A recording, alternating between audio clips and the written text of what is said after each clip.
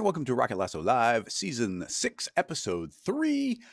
If you are in the chat room on Twitch or on YouTube, do a shout out. Let me see if you're here. Start getting those questions together. Today is going to be the first kind of normal, regular episode. We're going to be taking questions from the audience, making everything up as we go. Last week we had EJ, and the stream before that was the What's New in Cinema 4D, which obviously both of those heavily influence what's going on.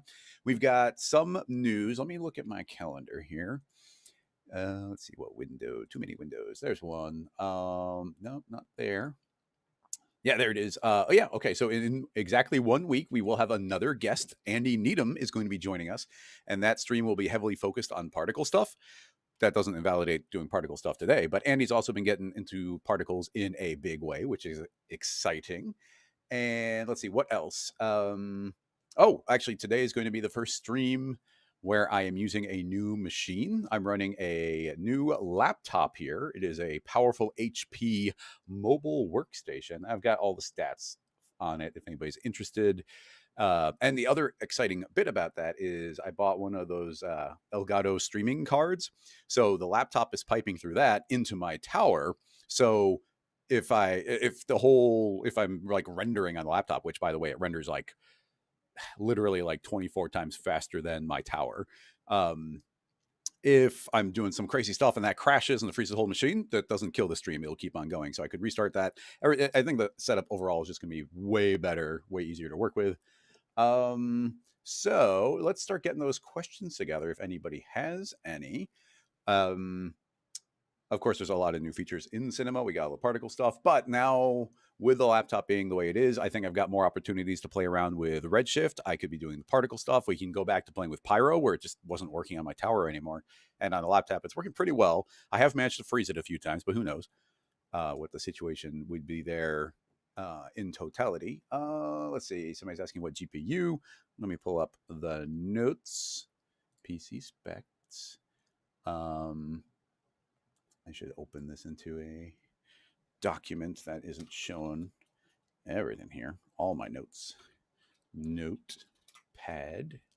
Boom. Okay, cool. Pull these off to the side.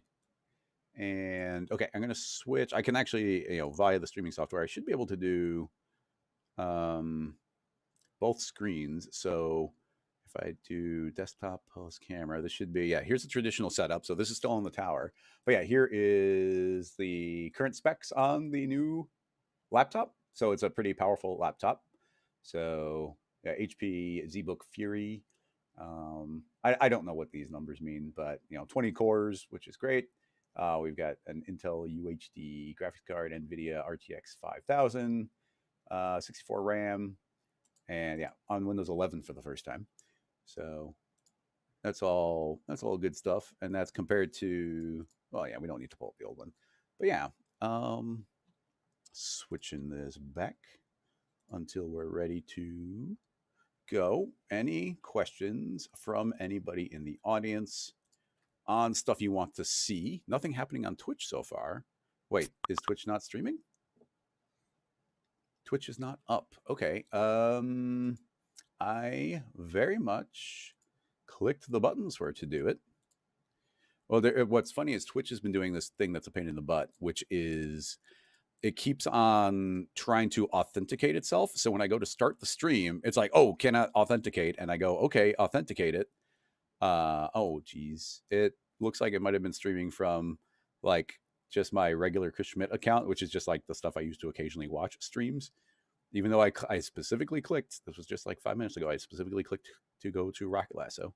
So let's see. Yeah, apologies. Give me a second to get that working. I'm gonna have to change it because right now it's doing web authentication, which is what's recommended. But I'm gonna have to go back to the stream key because every week it was de-authenticating me and then getting confused. Because the way I often do things, I don't know if anybody else does this, but I use several different browsers depending on what I'm doing. So it's like all the official Rocket Lasso stuff I use Firefox for, and then more of my personal stuff I use Chrome. So it's really easy to switch between accounts. So when I click to authenticate, it's going into Chrome, which is trying to find my personal account, and now it's just spinning saying trying to log in. Let's see. I'll just try it again. Remove, authenticate. Let's see. I'm going to, apologies.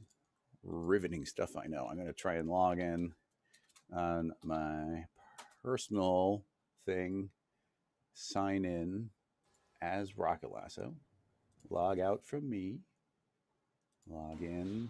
Hopefully, yep, I've got the details saved, so that was easy. So now I'm logged in. Close that. Broadcast, Twitch settings. Remove, authenticate.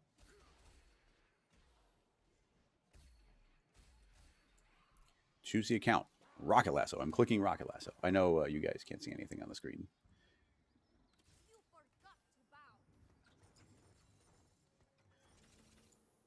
Continue. Hey, it says Rocket Lasso. Okay. Twitch authorization successful. Close, close. Broadcast, activate Twitch. All right. Now we'll see. Reply. Try now.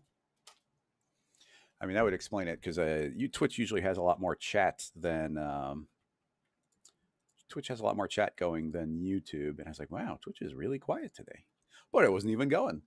Anyway, yeah, if anybody has any questions on YouTube, it's your opportunity to give it a go. Let's see. Yeah. How do you open a banana? Yeah, I'm not sharing the screen yet. Am I still working with Nick from Grayscale Gorilla? Not working with in any specific way. We're still friendly. I just saw him in Vegas at NAB, which is always fun. Okay, cool. Now Twitch does seem to be up. Okay, there's Tobias and Dean popping in already. Okay, cool. Anyway, we're behind now because we need some questions from everybody. Now let me switch the screen. I'm all disorganized now. Move these monitors. Actually, this is going smoother than I thought, considering we're doing this whole new setup this time. Because Twitch not working has absolutely nothing to do with Twitch has nothing to do with the fact that I've got the new computer setup. So starting to get those together. CG Studio is asking about new plugins that we're working on. I guess I could do a little bit of a tease of the Voxel one, which we've shown off in the past a little bit. So I'm going to click here. And yeah, now this is now streaming from one computer to the other. And now I switch mice, which I have two mice here. Something that's kind of nice is I can show a bigger mouse cursor, which the way the streaming software works is I could never change the mouse cursor size. No matter how big I made it, it didn't change. But now that it's streaming from the other machine, it can be a little bit bigger. And I think it's a little easier maybe for you to follow where I'm going to be clicking. But yeah, I've shown this off in a couple of my What's New videos. But we've got this upcoming Rocket Voxel Mesher. And we're about to push that into hopefully final beta soon. But let me show you some super duper basics of what it does. We can make some text of some kind, set that to the middle. I'll type in RKT for Rocket. And let's make it a little bit beefier. Doesn't have to be super fancy. A little bit bigger. Click the bold there. Oh, cool. So now we've got a little bit of text. So with some text, actually with text because multiple objects, I'll just feed that into a connect object. So your normal workflow would be, hey, let's add this to a volume builder. And now it turns into like a bunch of voxels. And then you feed that into a volume mesher and it's going to turn into a big blob. So we get this blobby mesh going. And you can go back to your volume builder and you can do things like drop your resolution. Well, make it smaller for voxel size, which increases your resolution. And we can change, any settings here and it all filters through. Everybody's super familiar with this workflow. But our new tool is the Voxel Mesher. So what's cool is we're tapping into the power of the built-in volume builder. So I can pull that out. And instead of using a volume mesher, I'm going to create our new Voxel Mesher. So now if I drop our builder into the Voxel Mesher, you can see we get a pixelated version. Essentially, we get these squares representing it. So we're using that same information, but instead of smoothing it out, we get this. So there are a bunch of really cool modes here, but just to show off a little bit, if we click on the text itself, If I hit R for rotate, we can start spinning around, and you can see all the different like pixelated looks that we're getting for these fun shapes. And it's all based on the volume builder's resolution. So if I were to jump the voxel size up to 10, you see that those are now going to be bigger blocks, and we can jump it up to 25. They'll be bigger blocks still. So it's whatever resolution we type in here is going to filter down onto our object. Hitting NA, we can just see the final mesh here. Let's see, do I have SS? Turn on SSAO, just see a little bit of drop shadow on there. And scroll around. Yep. So yeah, that is doing some very basic voxel stuff, but there's a lot more settings inside of it. Although we're trying to keep this one very simple, so it's not like a million settings. So let's, I guess I'll leave it in this orientation, but let's make it a little bit higher res just so it looks a little more pixely. So yeah, we do that. And now inside of here, you can see right now I'm just returning the shell. It's like the most outer shell. If I go inside of this, you'll see it's hollow. And then we've got a gap setting, so I can increase that. And we're now adding a gap in, so we get some separation between all the faces. So that can make some cool effects. And we have a scale field. Well, I'll save the scale field for a moment. So that's our shell mode, but now I'm going to go to cube mode. And you see when I click between these two modes, it doesn't look any different. But in cube mode, these are now each individually cubes. So you'll see if I start shrinking this down, that every single one of those is represented by an entire cube, which is pretty fun.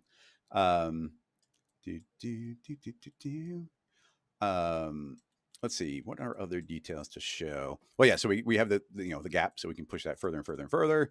You can even go negative, so that you can make it, those actually get negative fatter, so they get bigger and bigger, so you can make some weird looks with that. But now that we see these cubes, we can activate the scale field. So if I turn that on, we're going to fix this so it's over more. But if I turn this on, I can actually feed a field directly in here, so we can control the scale of the cubes as they pass through, which you see is nice and speedy. Handy little simple feature there. And then we've got polygon mode. So I can activate polygon mode, and instead of returning the entire cube, you can now see that we're just getting the flat individual polygons that are making it up. We choose the orientation here. So now we got a bunch of flat cuts across the top and the bottom. So, we're just trying to think of all the useful ways we could return the information about this. So yeah, any orientation, of course, you can combine all of them. But one of the things that I like something I really like here is we can actually say, return the points of it. And now you can see that we could just get these points floating in air. And the reason those points are great is we can do things like clone onto it. But, it's going to be a little bit tedious to do all the cloning or manually make the cloner and feed the information in through. So we made a handy little button. So no matter what mode you're in, you can just say, convert to cloner, and automatically it jumps to point mode, creates a cloner for you, and then puts in the appropriate size cube. So now this is actually a cloner, and this cube is what is being copied. So I can turn on this rounding. Let's make that radius really small. And now you see we got rounded cubes on there by doing it via a cloner. And then what's great is now we can do things like drop in, delete out that cube, drop in a sphere. And I'm not sure what my radius was. Let's say 5. Yeah. So now we're cloning spheres onto each of those points, and it's still just a volume. So I can go back to the original shape and start spinning around. And now we're getting perfect spheres calculating nice and super quick, like directly onto our object via a voxel, which is super fun. Let's see. CG is asking about, running simulation. And yeah, I mean, especially you can run the simulation directly on the mesh if you wanted to. But personally, my go-to would be going into this cloner mode. And now we can just run simulation as we normally would. So honestly, I'm going to hit Shift-C, search for a floor, and we'll just use the bullet simulation. I'm still slightly partial to bullet simulation over the new rigid bodies. I love the new cloth and the new rope and the new particles, but the rigid bodies, I still think bullet's a little bit better. So I'm going to just say, make those rigid body. And yeah, that's just a bunch of spheres now. Hit play. And now instant pile of dynamic spheres doing their thing. And you've got all the powers you normally would. We can tell those to attempt to maintain their original position. So now they'll just kind of hang out where they are, make those a little bit bigger so they're intersecting. So get these lovely instant piles of it. Just like a lot of really quick, easily controllable things. We get all the power of the cloner in there, so we can drop in a cube. And let's make that reasonable sized. We'll make that a simulation object as well. So now half of them are cubes and half of them are spheres. So it being in cloner mode is like where a lot of the power comes in. But the reason this tool could have come out like a month ago, 2 months ago, but we started adding in a major new feature into it, which was suggested by one of the beta testers. And it's like, oh man, like we just have to wait until we can get that working because it's too good. Let's go back to cube mode. I'll put a little gap in there so you can actually see it. The feature we're adding is the ability to work with some colors on there. Now, just like everything in cinema, the redshift materials are not respected as far as referencing things. So I'm actually going to go to my render settings, switch it to standard, and just doing that, I'm going to double click just to make a material, and now go right back to redshift. So that was just to make a standard material. But now that I've got the standard material, we can feed in anything we like. So we can keep it simple, but why don't we just make a kind of an image one? So I'm going to click on media, search for the word UVW, actually just UV, scroll all the way to the bottom. And in your asset browser, you get this UV test grid, which is pretty handy. So in that material, I'll drag my UV test grid. And now that's on the color channel. So if I drop that on my connect object, you can now see that we've got an image on there mapping however it is mapping. So now if I go back into, turn it back into the volume, go back into the volume or the voxel measure, now you'll see that there's a button called Vertex Color Map. And if we activate that, it is now asking for a custom shader, so we could feed something in directly, which is actually maybe even a more recommended thing. Instead of making that material the way I did, I could just directly feed the image in here as the bitmap. But since we already went to the trouble, this is one of the new things we did. We were saying, hey, look at the color channel. And now you'll see if I select my Vertex color map, the colors of that image are getting put into that Vertex color map. So now we get these lovely blocks taking on the color of what's coming in from underneath it. So let's crank the resolution to be way higher. And now you can see all of those representing the color that was coming from underneath perfectly on each of those cubes. This has a lot of, if you have like a character and it's got a big texture applied, now you can extract the texture from the character. This Vertex map can be fed into any material, so you can automatically show it really cleanly. In fact, why don't we do that? Again, what's great is now I can render on this laptop and it should have no effect on the speed of the stream. So let's make a new redshift material, drop it on there. Let's make the resolution not quite so tiny. Okay, and then let's say that we want to search for Vertex and then grab a Vertex attribute. And the Vertex attribute will be that Vertex attribute, so the color, the Vertex color. Feed the color out into the color channel. And now instantly you see that now we've got a shiny series of cubes because that's now being put out as this redshift material. So as simple as that, we're able to get the colors onto the actual model, make those real. And even better is now that we've got the Vertex color map activated, if I say convert to, let's get rid of that scale there. If I say convert to cloner, now it's put it back to point mode. Those points take on the color. And now when it automatically made the cloner for us and the cube, it also made a plane effector. And the plane effector is a field. In the field is that Vertex color map. So it automatically transferred that color information over for you. And that should just stick to it as well. And again, if we, add the simulation tag, actually the bullet, rigid body, and again, I'll just have it follow and make it a little bit too big and hit play. Then now we get all these cubes exploding out and they actually have the color transferring over to them in real time doing their thing. So lots of power for being able to transfer the color over, which has been a big pain to be able to get that to work, but we did get it working and I'm pleased. And then you can push things a little bit further. What was that? 6 by 6 by 6 inside of our original thing. We can say, hey, don't look at the color. I can say, look at a custom shader.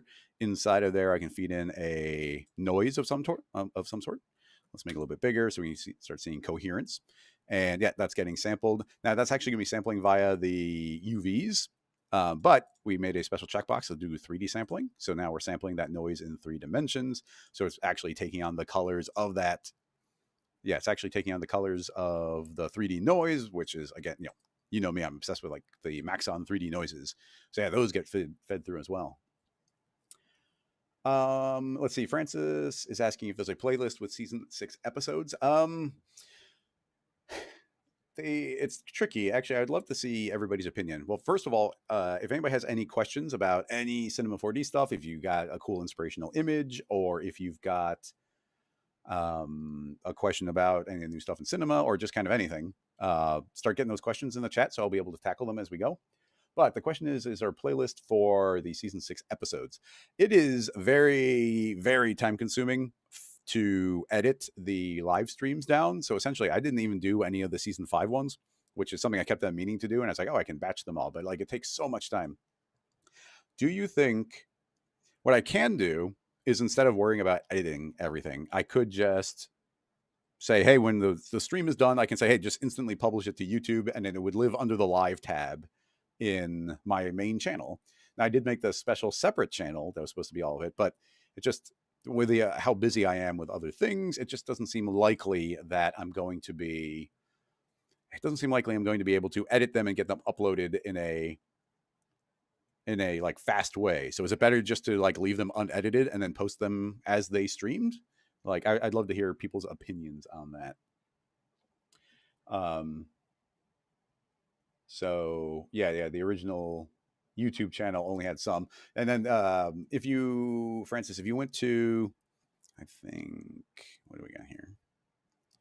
Give me a second. I gotta make sure that I don't have like my open email or something as I go to Chrome, which I didn't. I have some comics open. Okay. What do I want to do? I want to go to Rocket Lasso YouTube. Okay, cool. Back here. So if you go to the Rocket Lasso YouTube channel, you should be able to go to, is it community? Or did they get rid of? Oh, that's weird. Didn't they? What am I missing? Didn't there used to be like all of the different the channels? If you scroll down, you see I got live stream archive. So here's like a completely separate channel. So that's, if you want to go there, that's where more of the live streams lived. But like I said, there's no season 5, but this will have 1 through all of 4. And then you can see like lots and lots and lots of the live streams. Let's see. Yeah, no, and I made playlists of all the previous seasons. I just haven't, I just don't have them updated or edited and uploaded. I need some sort of like assistant editor or something to get those things together if I want to do it properly. But anyway, like I'm going to have like a ton of cool demos to do and show off with the Voxel mesher. But yeah, we're getting ready for that to go into beta. Like there's other things going on, like our ability to output like the different selections that are being created. It's outputting. We have different ways of the textures getting mapped on top of it. We've got the dimensions getting output in case you want to drive other things with it. But the idea is supposed to be that's a relatively simple tool. Okay, moving into questions. Tobias over on Twitch has a question, and Dean seconded it. That's the thing to keep in mind. If anybody puts a question up, if you put a link or something, remember, if you want to do a link, you got to be on Twitch. If you're on YouTube, you have to type out the question. But if you see somebody else's question, you really like it, you can say like, hey, I'm seconding somebody's question. And then it's like, oh, okay, cool. There's extra interest in it. But anyway, what is Tobias's question? How to emit smoke or particles from parts of geometry that move faster than set threshold. That moves faster than set threshold. What does that mean? Condition object overview would be nice. Yeah, that's all particle stuff, which I love particle stuff. But I don't understand what it means. Like, how do you emit smoke particles from parts of geo that moves faster than threshold? Oh, okay, never mind. It just clicked in my head. So let's say you have a character dancing around and the hand is moving really fast. You want only the parts of the hand that are moving really fast to emit the particle. Sorry, I didn't fully follow that. How would I do that? That's not trivial. Like the conditions, the new conditions we have inside of the particle system are like really powerful, but what you are listing there,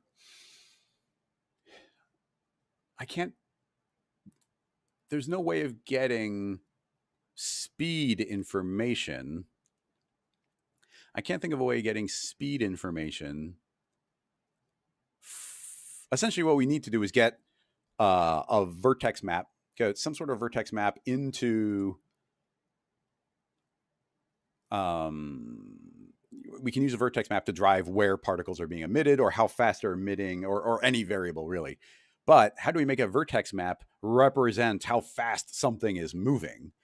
That is super, like, it's just not immediately coming to mind. Now, again, I'm going to switch the screen for a moment because I need to go into a big global folder. I open up this, and then I'm going to open up files so we have an animated character we can easily view. Open that. Okay, cool. And back to the laptop. Okay, so now I was doing some voxel measure tests, but we'll just yank that out, and you'll see I've actually got the construction worker from Mixamo, and he's currently doing a backflip. So so that's perfect. This is good for our testing purposes. So what is that doing there? I don't even know what that is. That's weird. I would just assume that we have like some part of the body. I mean, all these are all like separate body parts. I wonder. I kind of don't want to add in too many variables here, so I'd probably just select whatever mesh, which is the body. That one, that will just emit particles from that. So to start out with, I'll just add an other tag and add a vertex map. And just right away, we'll just name it vertex map speed. So it has its own unique name. If you have multiple vertex maps, it's always essentially you have to rename them because Cinema doesn't know which one you're referring to unless they have different names. So naming them right away is a good idea. So we'll just do that. And then quickly, I've got this bit of the body selected. I'm going to open up my own custom layout. So you can watch my What's New video. But if you want to follow along with that, all I did was I went to my simulate menu and I tore off all these different menus.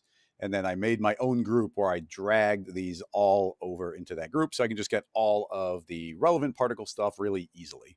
So anyway, with the body selected, I can say I want a mesh emitter. It automatically creates that. And it will, much like the cloner, no, not the cloner, what automatically does it? Oh, yeah, much like effectors, it automatically fed in the geometry. So now from the surface, it is going to be emitting particles constantly at a rate of 100. Let's crank that up to 1,000 per second. And I'll say the particle group, if I hit play right now, you should see it's going to work fine. So you see he's got particles coming out, but they're really tiny. So I'm going to say that the size should be double. And let's also say that they are, I'm just going to say speed is 0 because he's moving around a lot. So he's emitting particles. So you get this lovely trail. So now we have particles that essentially live forever, and they're coming out from the character's hands. It looks like the hands and the face are the only thing doing it.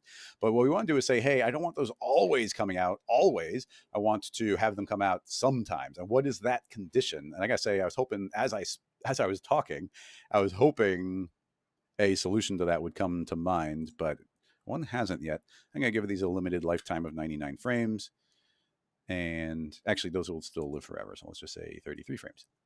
Yeah, so constantly making new particles going. Might look nice if these had like a little bit of speed just so they can be drifting a little bit. Yeah. So this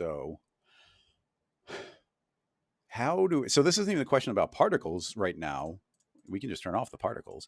This is a question about how do we make this vertex map become lighter depending on how quick the character is moving. Because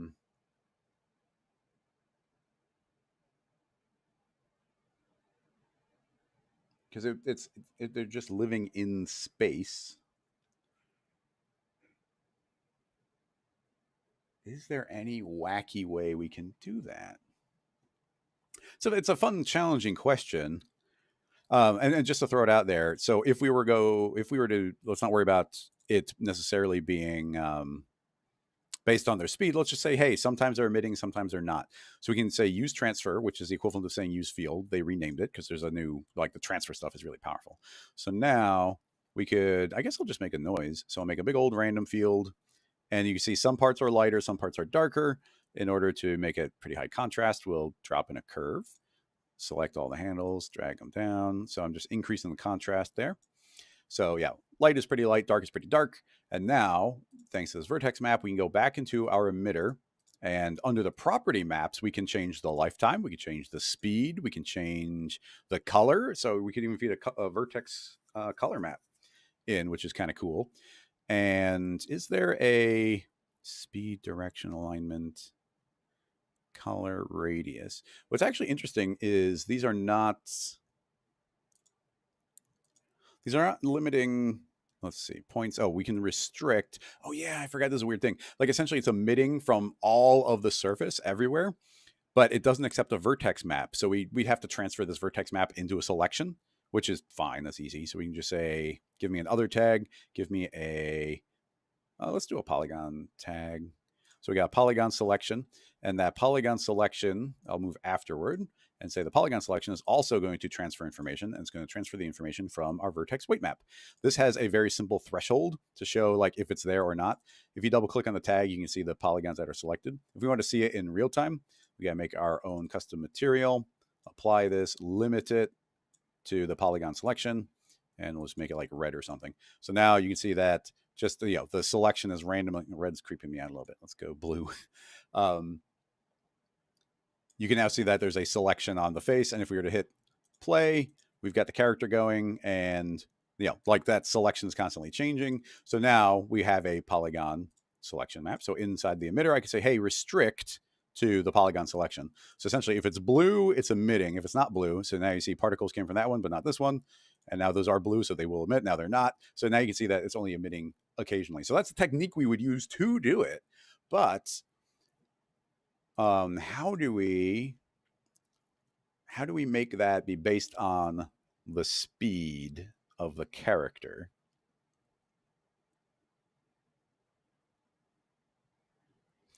The only, I don't like it. Yeah, I don't like it for a lot of reasons. The one thought is to make an entire duplicate of the character and then offset them in time, like even just moving back one frame. And as one moves, the other is referencing the original one. So if it gets too far away, then the selection will fade out. And then when it re-meets it, it would go back in. But that's not like absolute speed. It's actually that's a really good question, really tricky. I wonder if the point is it the formed point. I wonder if we could do it with Xpresso, but that's getting really down in the weeds. If anybody has a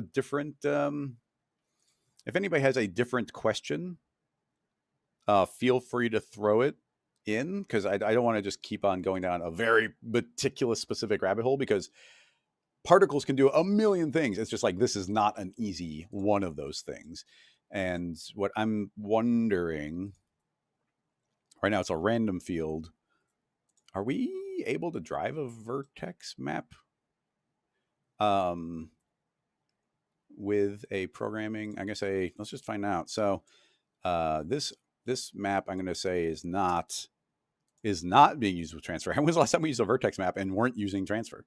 Are we able to, can we drag that in? I mean, yeah, it says we can.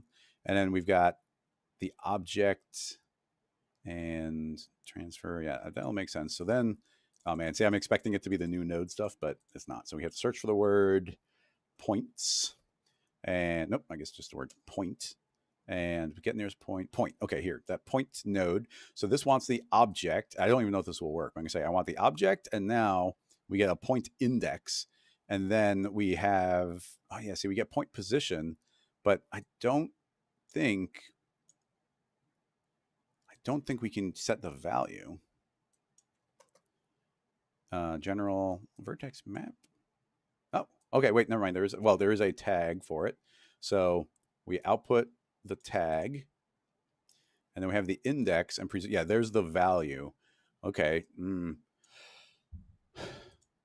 why is it outputting? Okay, I'm going to assume that is just the object, and then we get the index. See, we'd have to do all sorts of iteration. I haven't done an iteration thing in years. Tricky. Point count, point index. Search for iteration. So iteration start, iteration end, vertex map count.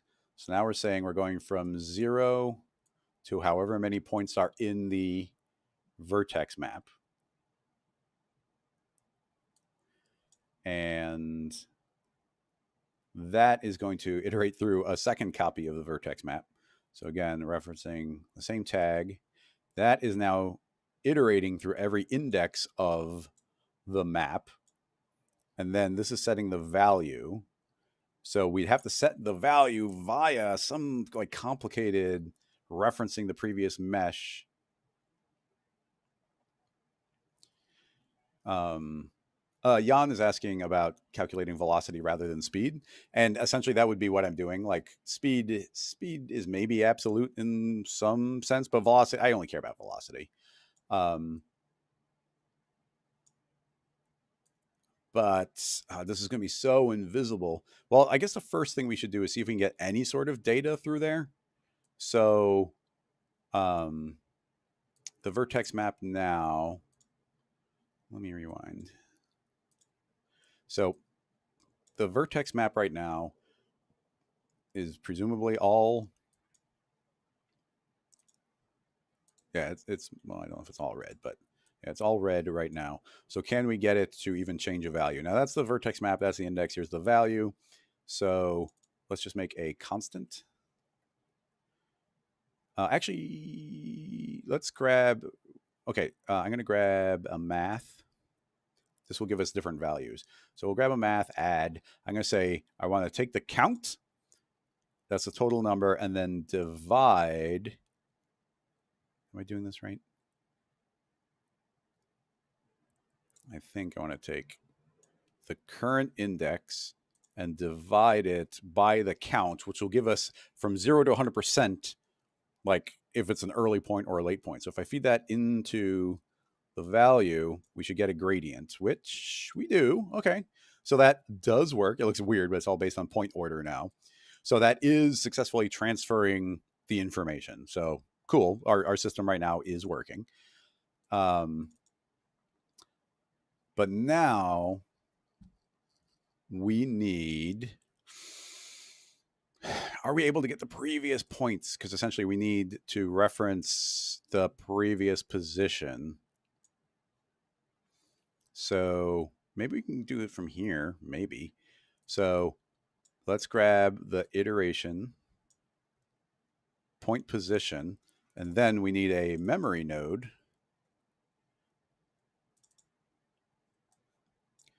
I want to take the points. We got to say the history level is 2 and the history depth is 2, history level is 1. Point position, we need this to be trying to make a vector. So this is now remembering the previous frame. So we're getting, this is now outputting the old point position. Here's the new point position. And I'm forgetting my velocity math. I think it's just one minus the other. Yeah. So we'll just duplicate my math node here. And I'm going to say, take the current one, subtract the previous one. And that should be outputting, actually, that might work, but I'm going to do even something more simple maybe. I'm going to say a distance calculation. So what is the distance that it used to be versus the distance it is now? And that's just how much it's traveled. Cool. So that's some fancy math for us. Let's give that a save and go to episode 3, scene files, 1A.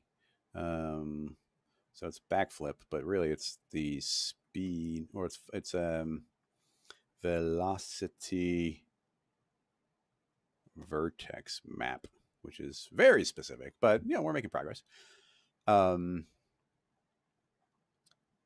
So yeah, so now we're calculating a distance per point. Now my question, I have no idea if this will work, is a memory node able to work with something that's got iteration? Because that just might override.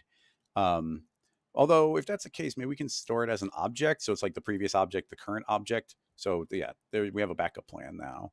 So we would need some sort of range. And I have no idea what this is outputting. See, this is where it gets tricky, and it's all very invisible because the entire character is going to be moving, but I don't know how fast it's moving. So, and we need to output these values. I'm going to just drag out the value, which is not going to be clean, but Oop, the whole thing just yelled. So this could be the memory node yelling. So this is, it's outputting a vec. No, the distance outputs a real. So if we look at port information, this is outputting a real. The point node can't take a tag as an input. Yeah, no following there. I'm not dead ended yet. So object, that's taking the object, that's the point index from the count. That's the iteration. That's the count there is going to match. So that's all valid. That's a point position. That's going into a distance, which is returning a real, and a real should be able to be output into a value. What I'm looking at here feels valid.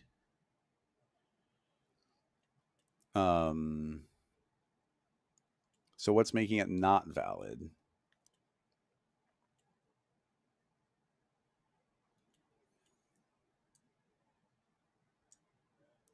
Just for testing, let's add a constant. And I just want to see, okay, so I'm going to feed in a constant, so now everything's red. And if I start increasing it, everything's going to get lighter. And it only works with values from 1 to, there's half up to 1. But if I feed in a bigger number, it's now 11, but it can't go above 1. But you see it didn't yell about getting it. So it's not yelling because this is like out of range or something. It doesn't care about the range. So the vertex map is internally able to clamp it. The distance should just be a set value. See, what I wanted to do was feed this in here. And then, the point, is that what you said? Somebody started saying something. I don't think the point node can take in a tag. Yeah, okay, I think you're right. The vertex map here doesn't like that. So I'm just going to drag in the original object. And that object can now reference. They're the same thing. So let's do that. Okay, so that is now not yelling. Now we drag that in, and it's continuing to not yell. Okay, good. So I still don't know if this iteration is going to be working properly. But we need to now take this real and range map it. And let's just see if we can get, 0 and 1. I still feel like a range mapper could give us extra information here. So this is going to be outputting presumably some relatively large numbers. So I'm going to say, hey, you might be going as fast as 100. It might go even faster. But I'm going to remap that from 0 to 1. Now, look, none of this is moving, but all the points are getting mapped to get this gradient applied. So I don't think this is successfully remembering the value, because a memory, I don't think the memory can virtually be creating, like, I don't know, there's 1,000 points. So it's not 1,000 memory nodes remembering everything. So instead, I don't know if this will work. Instead, I'm going to say that this is looking to be an object. And now the hope would be that this is now storing all the information of the entire model. And now we duplicate this, and now we do the same setup where it's looking at the old model, and we're looking at, that's the memory. That one we're bypassing. That's not going to do anything. Well, I'll just keep it there, but that one's not doing anything anymore. So now we have old point information, new point information. Point index is going to come from our iteration the exact same way. And point position 1, point position 2. Okay. It's all red. I don't know if that actually helps us, but at least they're not different. And I'll save it again. Okay, cool. So now let's run this. And the hope is, do these turn not red? They all still are staying red.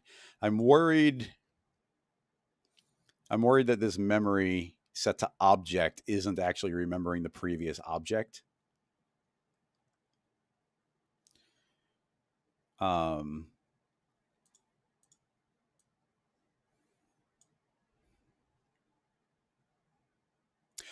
You know what? I might just have a completely different way of doing this. It'd be a little bit wacky. I don't know if it would work, but I got a completely different idea. But I want to follow through on this one a little bit more. Okay, so we got a memory node. We've got the point. How can we prove that this distance is working? Now, the distance is going to be spitting out like 1,000 numbers per frame in this range map. I said 100. Let's just go back to 1.1 just to see if it does anything. Essentially, if these are moving at all, we should see, yeah, they're not changing color at all. So I'm starting to think that that's just not going to work. I think that these 2 points are not correlating correctly. Let's see. Okay, we can make it have a single number for ease of testing by, I'm going to go and select a single point, invert, delete. So now, invert, shift, delete. So actually leave 1 point. So now there's only 1 point. So now, like the same rig would apply, and it is iterating through. But now it's only going to be outputting a single number. And what that enables me to do is create a text object, and I'll drag in the text object, and I just want it to tell me what, let's see, object property, is it text spline? Maybe. Yeah, text spline. I'm going to output that. So what is it saying? It's saying 0 right now, which makes sense. It's not moving. So now when it animates, does it move? Okay, that's not changing values. I suddenly remembered that these two do not use deform points right away. So if I activate that, now in theory, it's seeing updated movement of the points. Still no value change. So I just don't think that that's working. It's a good idea, but I just don't think it's working. So, okay, now for my completely different idea. I'll save that one at the point where we got it the furthest, but now we don't need the, so now the thought is I don't think we need the vertex map at all. I'm going to delete that, delete the selection tag, delete that random field, delete the Xpresso. We're just back to basics now. I don't even think we need that emitter. Okay, so here's the completely new plan. I'm going to emit a series of particles. I'll just make I do need a mesh emitter. So with that selected, I'll make a mesh emitter. This is now going to be emitting particles all the time. I don't want them to go all the time. I'm going to say, give me a shot of particles. Let's say 1,000 particles. So now on frame 0, it's going to create 1,000 particles, and they got speed, and they're doing all that stuff. I'm going to say no speed. And now we're going to turn this body into a simulation collider. And then we're going to make a stick. Here's a stick modifier. So now I'm going to say, hey, I'm going to drop as a child of the particle group. I'm going to move this all down below just for order of operations. I am saying, if you're part of this particle group, I want you to stick to what? Well, it's going to stick to anything that's got a collider tag on it. Now, we could include or exclude, but right now it's the only thing with it. So the hope is it's going to create particles, and then they instantly get 100% stuck on collision. And I'm going to say by a collision or radius, so they should just instantly get stuck. And the hope is that they will stick to that deforming geometry. I don't know if they will, but that's the plan. Let's grab the particle group, tell them to be bigger, and hit play. Let's see what happens. Hey, look, they're sticking. Okay, so now we've got particles sticking to the surface. Now, it's interesting that they're a little bit of a distance away. Oh, but there's a radius here, so I'll say a radius of 0. Does that work? Yep. Well, no, but they're still a little bit away. That's weird. I mean, it's not I'd like them to be closer. Why are they? Maybe it's the thickness of the collision. No, that doesn't have thickness. Why are they a little bit away from the surface? Do we have speed? I thought I turned the speed off. Yeah, we turned off the speed. So I'm not sure why they're sticking just a little bit away. It's kind of like a force field around the entire thing. Anyway, I'm just going to continue to see if the concept even works. So now you see we got a bunch of particles stuck to the character. Let's even make more of them, because we're only doing a single frame. So we'll do 10,000 particles. So now, boop, a whole bunch of particles instantly stuck. So now, actually, we can do, so we can see it. Let's say that I want to see if the velocity is actually doing something here. So we're going to feed in a color mapper here, and let's even do it vertex map style. So it's going to go from red to yellow. And I'm going to say, I want to take the velocity speed of the particle, and we can put in a lower amount and an upper amount. So I'll say lower is 0, upper is 10, and that will map 0 to 0, 10 to yellow. So if the particles change color, they are still getting some sort of velocity, even though they're stuck. And I don't know if they will. Yeah, okay. So it looks like they're moving a lot. So let's crank up this number, give us a bigger range. Try again. So they're red, but now you can see those little flashes of color. And so those are, again, moving really quickly. I don't know how fast they're going. Actually, here's a neat trick. I'm going to say load preset. I'm going to load in a rainbow. And now I'm going to put in a very large number, 1,000. And let's see what the brightest it gets. So it's going to go from blue, and it's going to start going up this color chain. And let's see how quick or how far it goes. So that's going all the way to green and blue. So actually, they might be moving more than 1,000, honestly. And I'm going to remove those just so we get this full scale, distribute the knots. Okay, so now we get that full color spectrum. So frame by framing, I want to see how bright they get. So we're going to purples, and they're going all the way up to oranges, but we haven't seen any greens. Slowing down. Okay, actually, it seems like around 2,000 is pretty good. Right now, they're getting about here, so I think they're getting up to about, what, 1,600-ish. But yeah, that now those are successfully showing us different colors based on how quickly they're moving, which is pretty cool now. Like, now we've got a way of getting a color from that. And actually, what's kind of neat is if we wanted to, we could sample those particles into a vertex map. So it is a way of us getting a nice speed-based vertex map now, or velocity-based. So, excellent. That's working just fine. So now we know that from 0 to 2,000 is going to be outputting some sort of information. But what was the original question? How do you emit smoke or particles from parts of the geometry that move faster than a threshold? So now we say, I want to start reproducing particles from these existing ones. So I'm going to save it. So with this particle group selected, I'm going to say reproduce. So this is now going to make new particles. We're making particles from particles. Now you got to be careful. Right now it's distributing one particle, I think, every refresh continuously on the entire system. Let's go and make these bigger so you can see them, and just hit play and see what we get. So yeah, you see particles flying out. They're doing their thing. That's fine. So let's say the reproduced particles are going to have a velocity of 0. And actually, this could be nice and kind of cool and simple. I want there to be a lot more particles. So let's say, I'm always wary because we are cloning onto this existing one. But yeah, okay. I think we can start going way higher. So here's my thought is this is constantly emitting particles, and they're just coming out whatever random color. I'm going to say that they're going to take on the property of their parent. And the property I want to take on is what color was the parent particle you were cloning onto at the moment you were born. So this will be a record of how fast the character was moving. Yeah, this will be a record of how fast the character is moving in any given moment. So all we have to do is go into our reproduce. These are the new particles. Go into properties, and under properties, under color, you'll see there's color inheritance. If I crank that up all the way, it's now taking on 100% of the color of the parent in the moment it was born.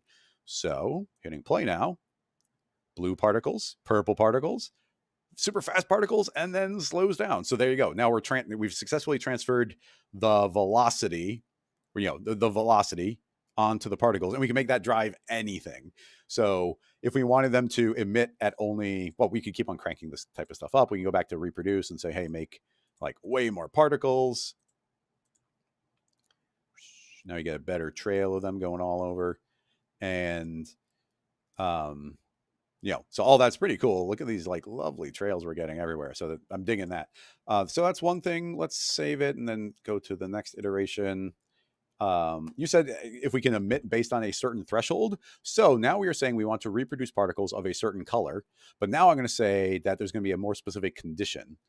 Oh, and this is currently reproducing everywhere. This would reproduce on all particles. It's a very, very good idea to drop that as a child of this particle group. So now they'll only reproduce from particles of that group. Anyway, having done that, we can make a condition.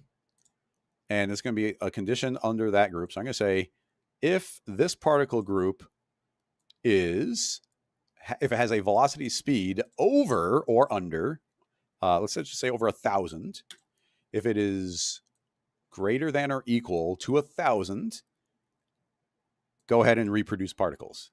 So that it's as simple as that. Now that we have that color information, now that we know that their approximate speed goes up to approximately 2,000, I'm now saying if it's moving slow now, it's not going to make any particles. And if I hit play, in theory, yeah, look, only when it moved really fast did it actually emit the particles. Interestingly, yeah, those transitions were, it says, yeah, that's continuous. Yeah, the way that they're streaky is a little bit interesting. We might need more subframes for that. If I take it out, I guess, well, I guess they are streaky there. Yeah, interesting. But yeah, there we go. Simple threshold. It will only emit when they're going pretty much in the orange range. So yeah, pretty cool. Is there no expectation? Well, anyway, I think that answers that question. So yeah, I made a new version. That's fine. Any follow-ups to this rig? Because it's pretty neat. I like it. I wonder if we could, does all this stuff work in the concept of a connect object? Can we make it see the entire body? Because this is multiple parts. So if I say connect, don't weld, move the collider tag up one, and now we say that the original mesh emitter is seeing the connect object to see everything. I think that should be all we have to do. So pretty trivial way to transfer that. Let's see if it does. Yeah, now it's spread those particles out over the entire character. I'm going to take it out from the condition. I want the trail all the time. So now the entire character is here. And what's cool is like you can even see the colors on the character. Different parts are moving at different speeds. What's funny is we're emitting just as many particles, but the particles are distributed more throughout the entire character. So it just looks like there's less. Like before we had those really distinct streaks, but now we don't. But that's cool. The reproduced particles, we could tell those to only live for like a limited amount of time. So we'll say 33 frames with a variation of 5, just so they're not always there. Yeah,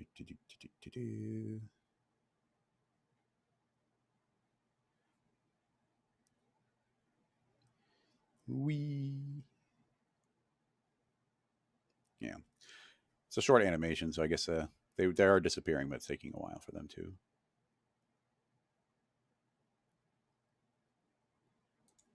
Neat. Yeah, stick is only applied to that particle group. That'll make sense. Let's see. Difference, velocity, and speed is true. Perhaps you can push them around with alignment. No, we got that. Color mapper. I think the original question was how to remove the stepping during the fast motion. Yeah, I don't even think that substeps would make too much of a difference, but let's find out. I'm just going to yank. I want to get more particles in a more distinct area, so all I have to do is yank those out. That should update. Okay, so we were getting that kind of stepping going here, where it looks really great there, but here you can see all that stepping happening. Is there a way to get around that? I don't know. So my first and almost only thought is we go Control D, Controller Command D, go to Simulation, go to Particles, and we have substeps. And now if we add in 3 substeps, what's actually kind of impressive, I found these substeps don't slow you down all that much, but let's find out. So let's just see if this is smoother. If it is smoother, then hey, there you go. Hey, it is smoother. There you go. You just increase your substeps.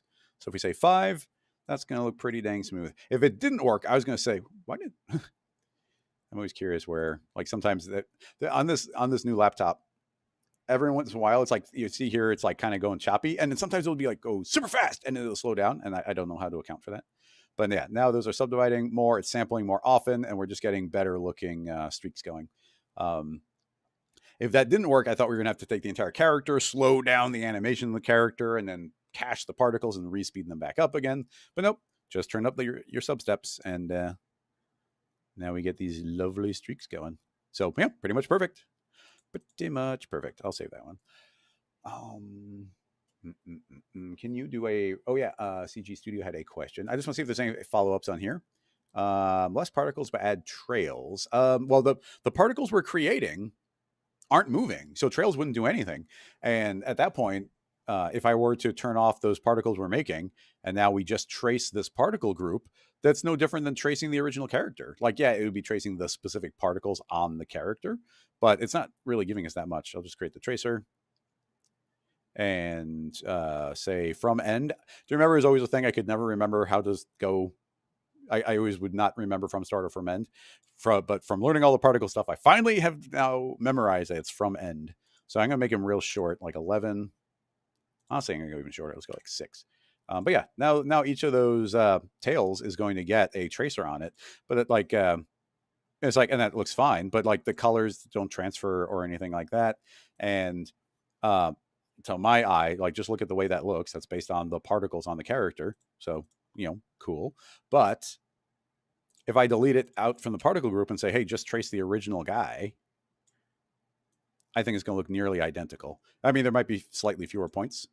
But yeah, so you see, it doesn't look any different. So that doesn't gain us anything using a tracer.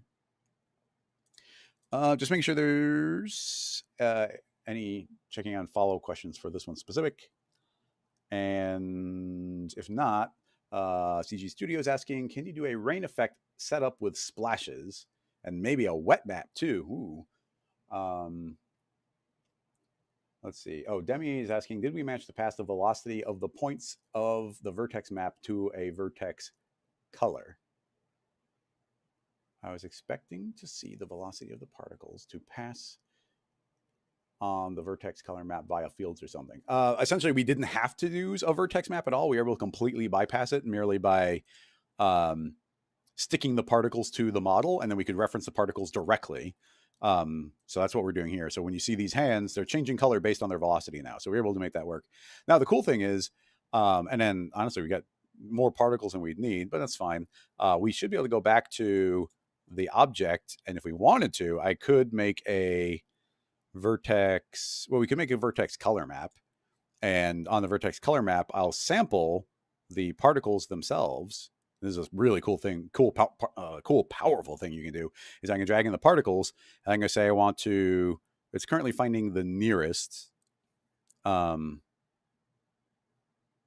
is the correct group. Yeah. It's, so I want to find, we could do the average. Right now it's nearest. Honestly, I think the nearest is fine. I don't think I have to change any of that. I don't feel like we should be seeing some color right now, but maybe it needs a frame to go. I'm going to say, don't visually show us the particles. But now look, here is my vertex map. Yeah, we have successfully got the vertex map taking on the color of the particles. Therefore, it is like the velocity. So if I hit play, you can now see that our vertex map is taking on the actual color. It's a color vertex map. It's taking on the actual color of the particles. And I think in theory, we could, I haven't played with this too much, but right now we are just taking on the direct color. But we could say, don't take on the color. We could say take on like the speed or the age or the lifetime or the radius. So if we wanted it to be like a regular vertex map, we could do like a data mapper and data map the velocity to the radius. And now we get a clean 0 to 1. And then that 0 to 1 radius could be transferred to the vertex map. So we could get a vertex map now based on velocity, which is super weird. And it's funny because if somebody asked me, how can I get a mesh to show a vertex map, and the vertex map is mapped to its velocity, I wouldn't think particles would be the way to go. But particles is giving us all this information trivially. It was so easy to add that on there. So like, it's really cool. It's like particles have now given us a new superpower that, as far as I'm concerned, is like almost unrelated to particles. It was just, it's now a system that we can map some information onto some other type of information, which is pretty cool.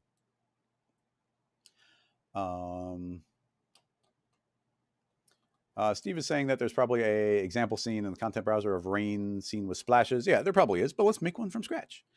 Okay, so we want some rain and some splashes. Why don't we make a landscape just so we get a little bit of dimension. I don't want to go too slow, so I'm not going to crank up its detail. we'll say it doesn't board at sea level, so it goes up and down a little bit more. Honestly, I might even drop it down lower. I just want it to run relatively quickly. So drop our segments down further, and I don't think it needs to be quite as tall. And then these ridges get a little bit extreme. I probably should have just done this with displacement, but let's just make a smoothing. Drop that on there. And there we go. Just take off the edges so it looks a little bit smoother. Okay, cool. So that's going to be our collision surface. And we do need a collision simulation collider. And then let's make our basic emitter. And you know what? In a scene like this, I highly recommend you make a figure just so that you're constantly getting reminded of the scale of what you're working with. So I'll move my emitter up. We won't move it too. I'll keep it nearby in the scene. Of course, you can make this way bigger, and you could actually, I can just hit T for scale and make it bigger. But we could make this way bigger and way higher up, and pre-roll the scene and do all that. But like, we'll just keep it here. So, so we don't have to wait too long for the particles to get there. So what I would suggest is,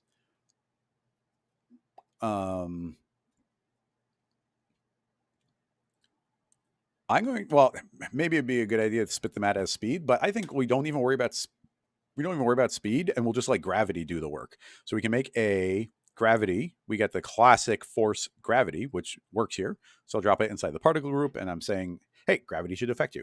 So now it's going to be constantly making some particles, and the gravity is going to make them accelerate in and give them like lots of speed.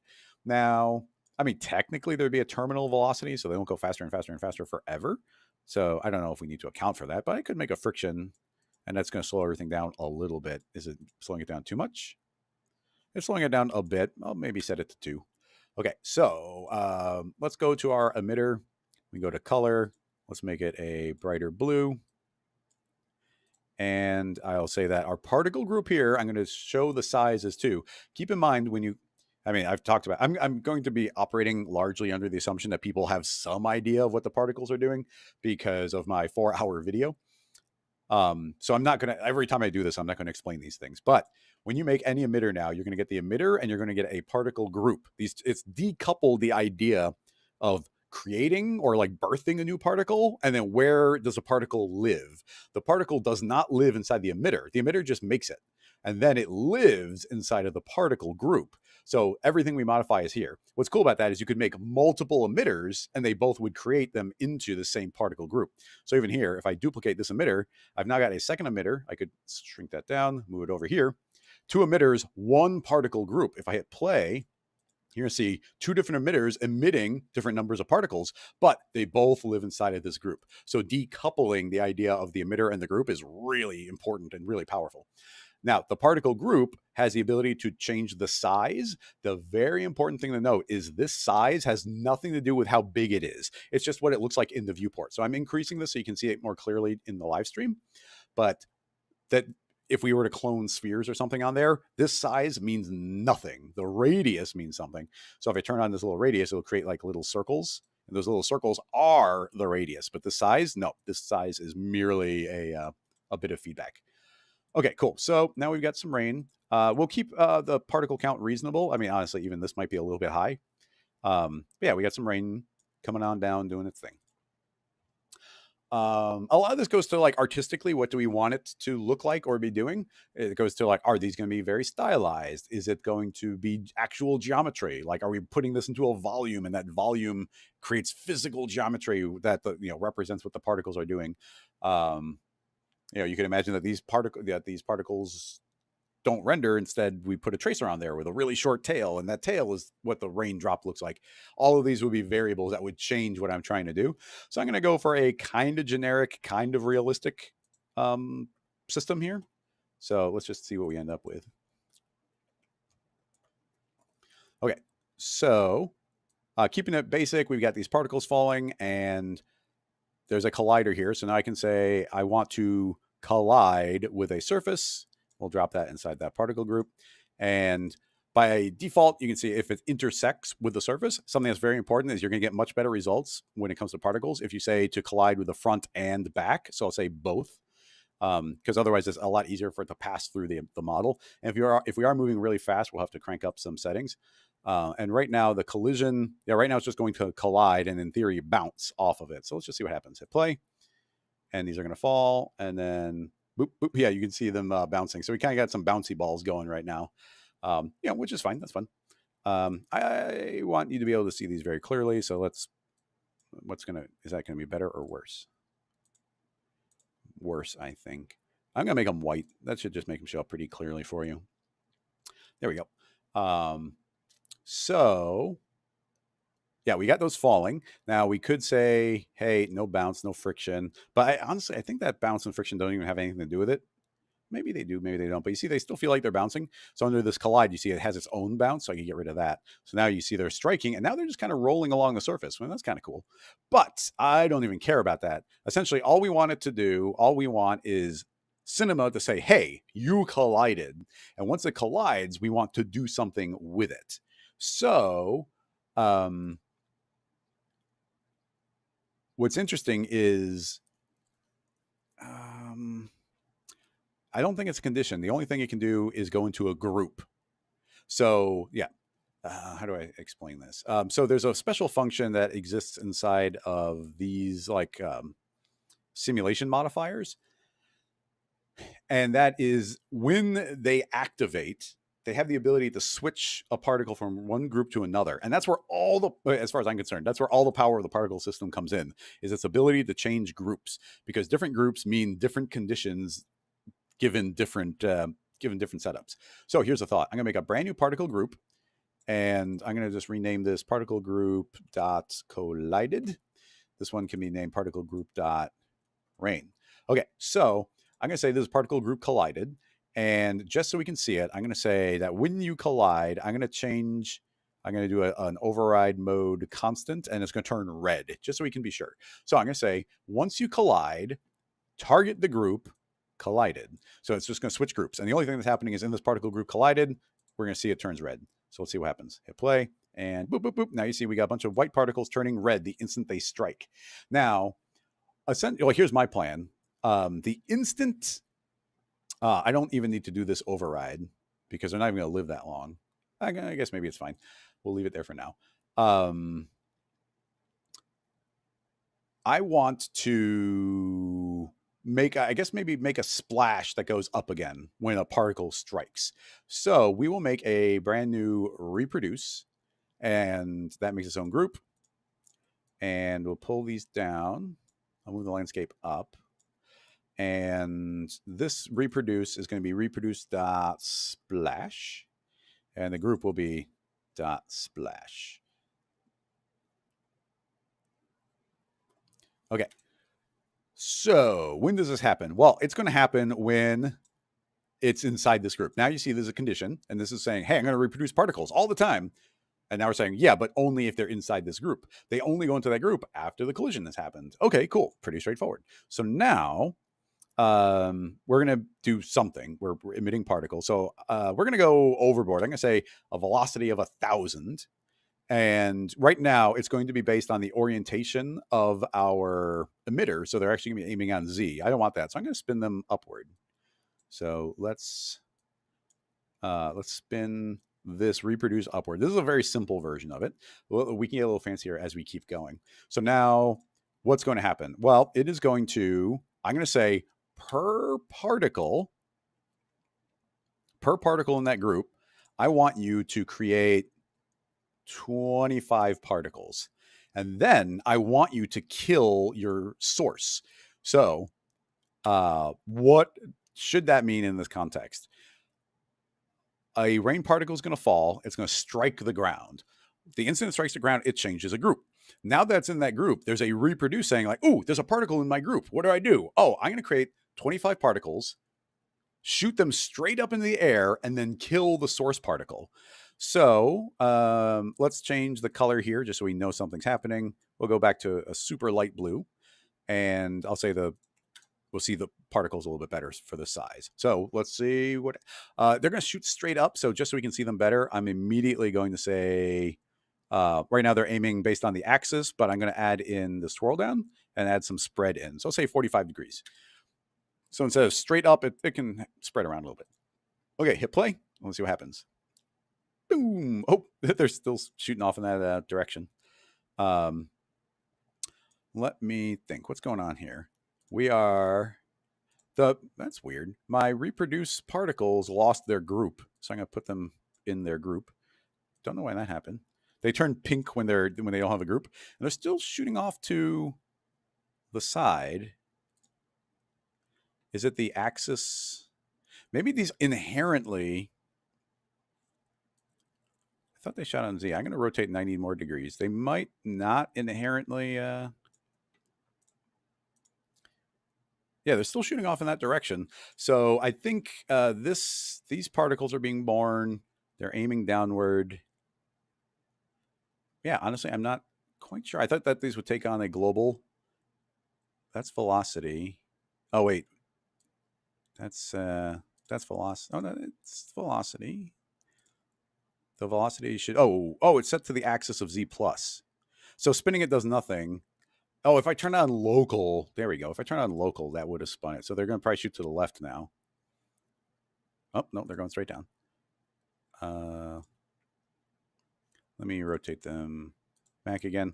Let's see if they aim upward now, because we're local. Nope, still going that way. Axis based on the axis of that object, Z plus. I'm going to say global Y plus, just again to try and keep it simple. Do they go up now? Yeah, okay. Now they're finally going up. So now they're going up crazy fast because it's 1,000. So I'm going to say that their speed. I'm going to say 0 speed, and I'm going to say a 100% speed influence. So the faster the rain particles coming down, the faster these should shoot up.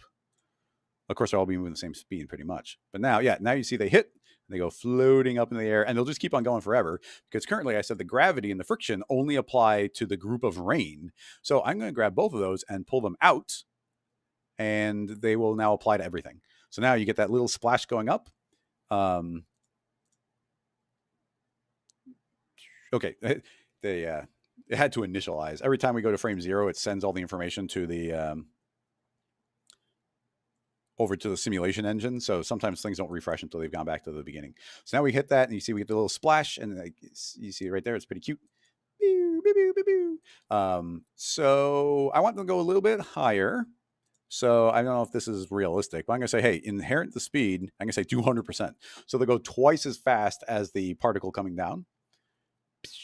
And now we get like little bigger splashes going. Boom, boom, boom, boom, boom. So that's working pretty much perfectly. Now, you'll see immediately these are hitting the ground and then falling straight through. So we need to duplicate our collide inside of the particle group splash. And now we don't switch the group. Instead, this time, well, I mean, somebody said about something about a wet map. So potentially we do want these to collide. Well, I was going to say a simple thing is say kill. So hopefully this works. I might kill it instantly. Oh, dang it. Oh, 1 second. I didn't hold down control as I dragged it. Okay, now there's a copy of it. I'm going to say, okay, now you're in this group and you're going to kill the particle. My worry is that they're going to die the instant they're born. No, it is working. So now you see we get the splash, and then when those splashes fall back down, they'll hit the surface again, and then they actually dissipate. So yeah, it is a very simple way of getting these little splashes. Boop, boop, boop, boop, boop, boom, boom. So, I mean, realistically, we would not be getting 200% of the speed. So we can put that back to default of 100. We can do more of a spread. Let's say 180. So they can kind of go in all directions. And you see it's very quick, but I don't imagine raindrop splashes are super duper fast. Let's give ourselves some more frames. Cool. Okay, so splash, splash, splash, splash, splash. That's fine. Now we could say colliding. Well, maybe they still die. It goes to, do we want to do wetness as far as a runoff? Because that could be a separate concept. So for now, I guess we'll just set it to kill. So as far as a wet map is concerned, I don't have a lot of experience with wet maps, but let's just say I want a vertex map showing where the splashes are. If there's a more specific example of a wet map, somebody let me know. Vertex map, and then I'll feed in they might die too quickly, but I'm going to drag in the collided. I only care once it's actually collided with the ground. And there's a radius, which I'm going to make it bigger. And then here's the important part. Well, let's see if we see anything. I don't know if we would. Okay, we totally do. And the radius is way too big. We need to subdivide it more to get a little bit more accurate. But you can see every time we get a strike, we see a little boop, boop, boop, boop, boop. So to me, all we need to do is add in a delay or decay. So we put a decay in, and now you see when one strikes, it takes a while to fade away.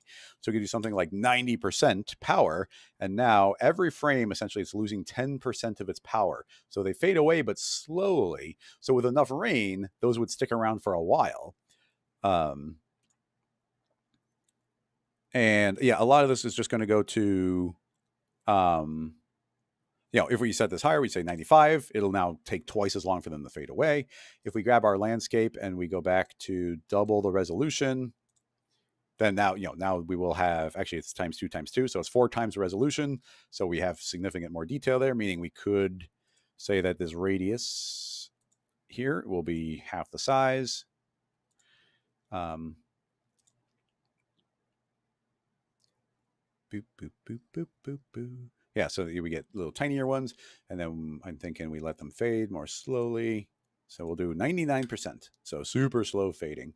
And yeah, all of those will slowly add on top of each other. So really straightforward, we're getting where they're striking.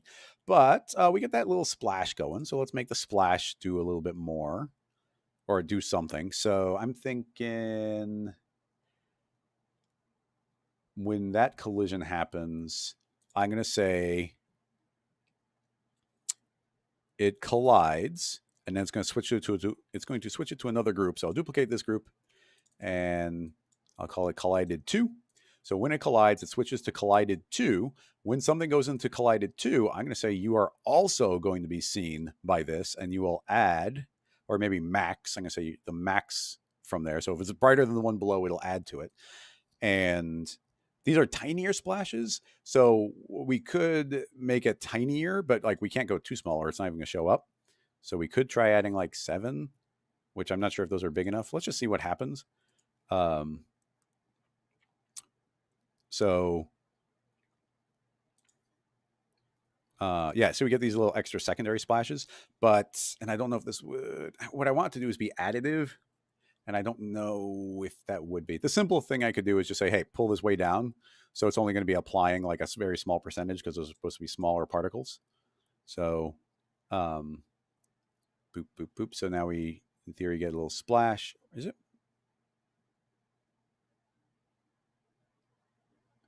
Yeah, so we get like these little secondary ones getting applied there. But if we keep on getting little ones landing and landing and landing, it's not going to get brighter and brighter and brighter. There's probably a way of doing that, but it's just not immediately coming to mind right now.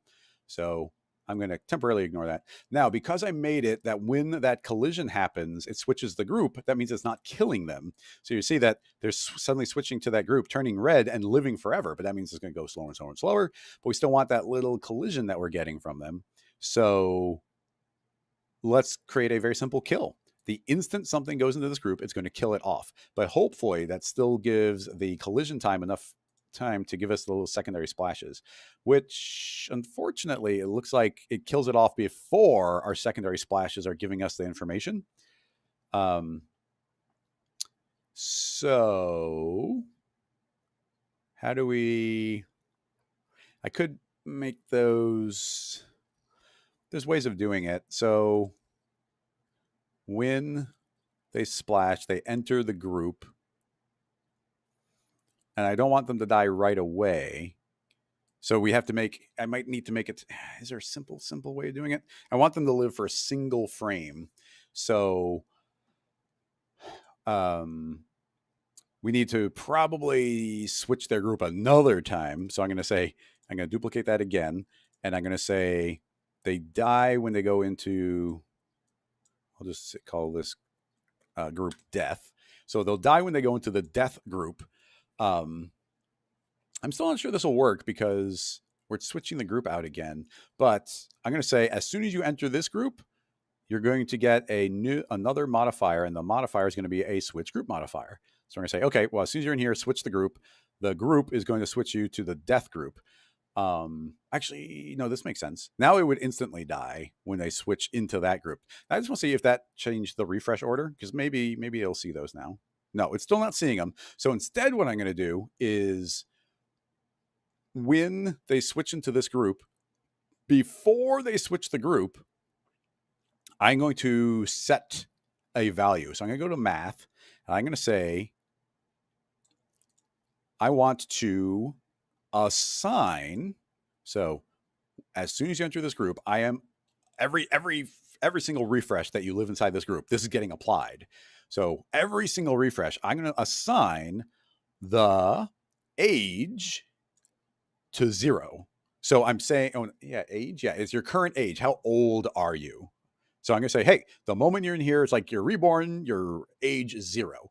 But then instantly, it's after the age has been set to 0, it's switching the group and jumping it into another group. So this new group is going to, maybe we don't even need to switch the group now that I think about it. If we get rid of that, I'm setting the age to 0. No, I think I do. I'm going to switch to this group. So that means the age only gets assigned for a single refresh. I mean, this is kind of great. This is almost what I've been calling in my brain. I'm calling this an event. It only happens one time. It jumps in the group.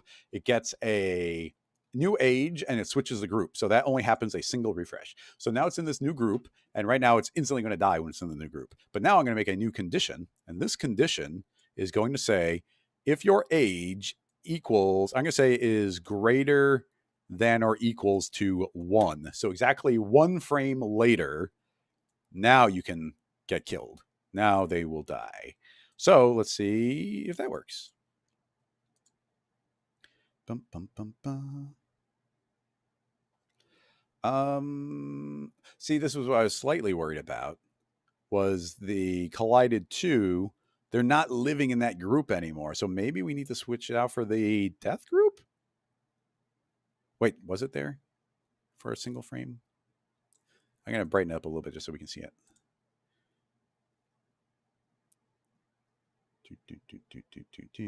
Splash, splash, splash. Yeah, see, these secondary splashes are not activating. But if I go to this death group, so they're jumping so quickly through there, it didn't actually refresh. So now we'll grab this death group and put that in instead. And now they live for that 1 frame long enough for the secondary splash to get applied. Demi's asking, can't you just adjust the life expectancy of the reproduce splash?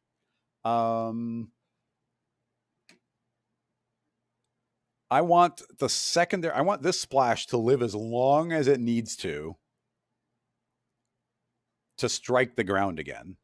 And if we just said that, hey, those live for 10 frames, like, yeah, that would work. They'd fall through the ground, and yeah, they'd fall through the ground and then disappear. But that just means they're living for longer than they need to.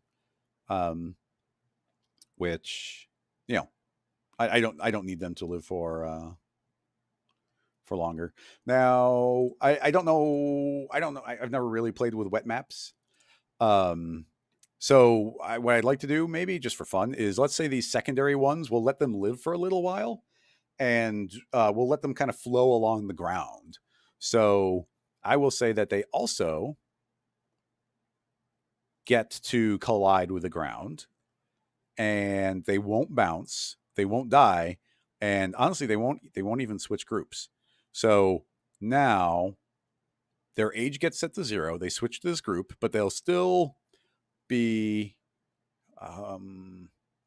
We might also need I'm going to also put the collide in there just to make sure that they're not escaping. We'll do that if we need to, but they might escape through there during that partial frame. But since it's an event, it happens instantly, I don't think we needed to worry about it. Okay, they're going to collide with the ground and slide around. Instead of them dying at age 1, let's say that they die at age...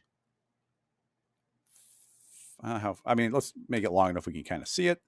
And then they die. So the idea is those little splash will happen. They'll hit the ground, slide along the ground just a little bit, maybe make a little bit of a streak, and then disappear after a few frames. So let's see what happens. Splash. And then they start, yeah, look, see, they're sliding along the ground. They leave a little trail, and now you get like a little bit extra life in there. So it's as simple as changing the life condition there for as long as we want those to go, and having them collide. So you see, our overall wet map is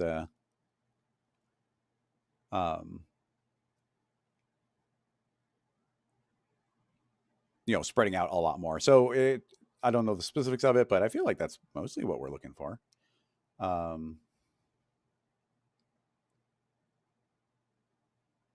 Splash, splash, splash. At different times, I feel like this would be running incredibly quickly, but